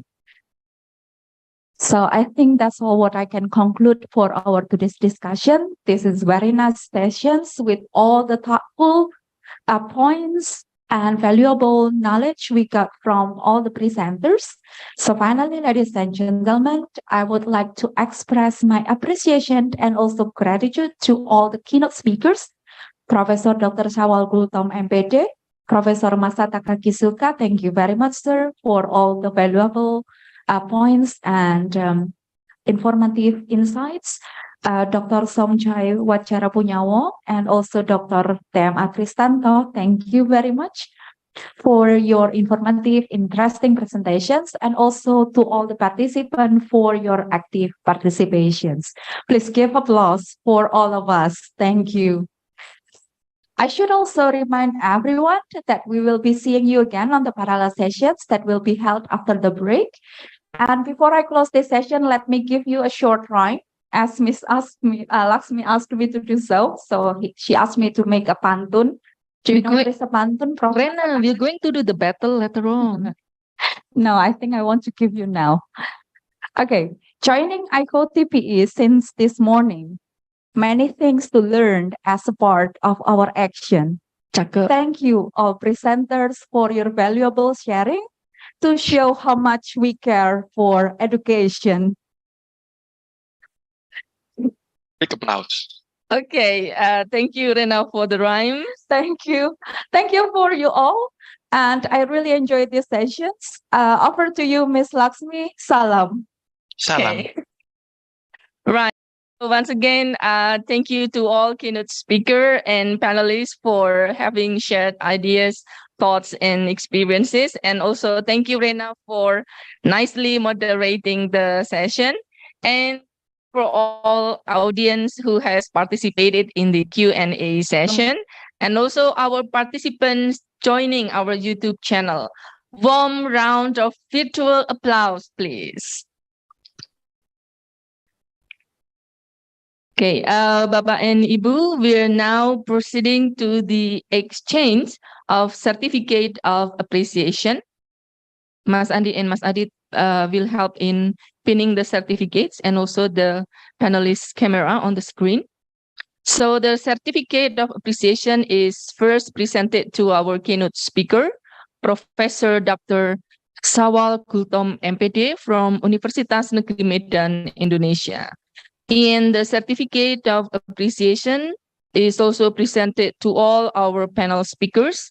Professor Masataka Kisuka from Kyoto Prefectural University of Medicine, Japan. Dr. Somchai Wachara Punyawong from Tapsatri Rajabat University, Thailand. And Dr. TMA Kristanto M. from Universitas Sarjana Wiyata Taman Siswa, Indonesia. Bapak and Ibu, to close this keynote and panel session, our conference chair, Bapak Sudartomo Makarius, will share some of his outstanding rhyme also.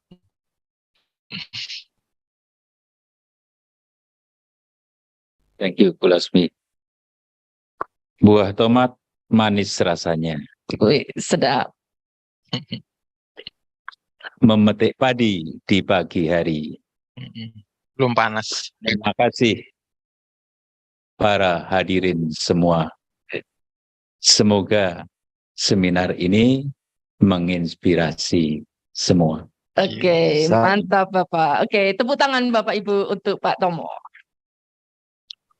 Okay, well, I like also to show off my rhyme, Pak Tomo, to you and also to Rena. Thanks to Google, actually. Inquisitive minds exchanging insights, engaging talks from dawn to twilight, workshops and panels, discussion in stride. At the conference, new perspective collide. Chaka. Google 2023. Actually, I made it by myself, so I think I won this round, right? Oh, okay, thank you. Okay. Please wait for the rewards. Okay. Right. Bapak and Ibu, we will have a break until around 12:20. In the parallel session will be started at 12:30. But all presenters and moderators of the parallel session are invited to directly join the respective breakout rooms without leaving the Zoom. Begitu ya, Mas Andi, Mas Adin? Okay. Right. And also, there are some exciting news, Bapak and Ibu. There will be rewards for the best presenter and the best paper of the parallel session. And the winners will be announced in our PPK website and our Instagram. So please check regularly for our websites and our social media. Well, the rewards may not be valuable in financial terms, but we're sure that those are beneficial for your academic and professional terms. Okay, right. Bapak Ibu, again, the parallel session will be held until around 2 p.m. After the parallel session, you may leave the virtual conference without returning to the main room. So, Bapak and Ibu, enjoy the break and enjoy the parallel session. Thank you and salam. Thank you, salam. Recording stopped. Thank you, Prof. Masataka. Thank you, Dr. Samchair.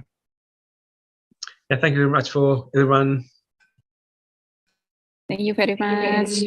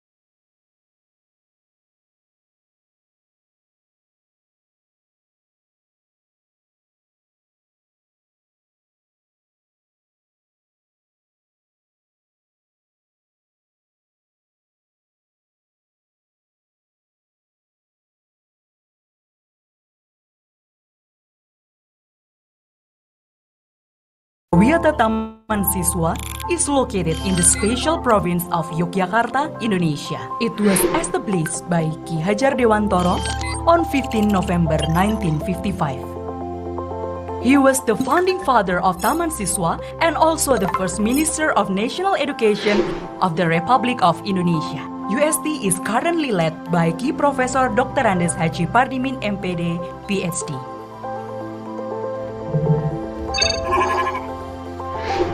Selamat datang di Universitas Sarjana Wiyata Taman Siswa Yogyakarta, universitas yang melahirkan generasi unggul. UST has a great vision to be one of leading Asian universities in 2025 based on Taman Siswa principles. UST has enhanced the 3 pillars of higher education known as Tridharma Perguruan Tinggi into 4 pillars called Catur Dharma by adding the preservation and development of culture to its original pillars of higher education. UST manages 5 faculties and 1 graduate program with the accreditation A, Unggul, and B.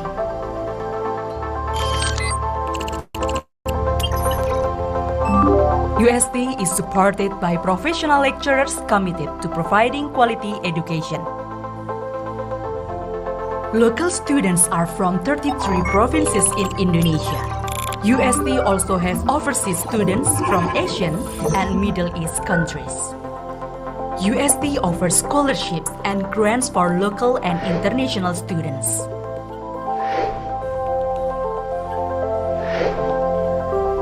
Our students win local, national, and international competitions.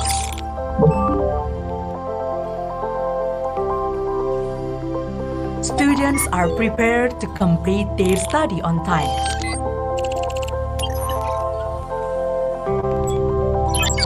In research, UST has achieved Utama level and for community service has also achieved level of Sangat Baik or very good. UST has also collaborated with many local and foreign institutions to preserve and develop culture. UST keeps expanding the mutual partnerships with local and foreign institutions.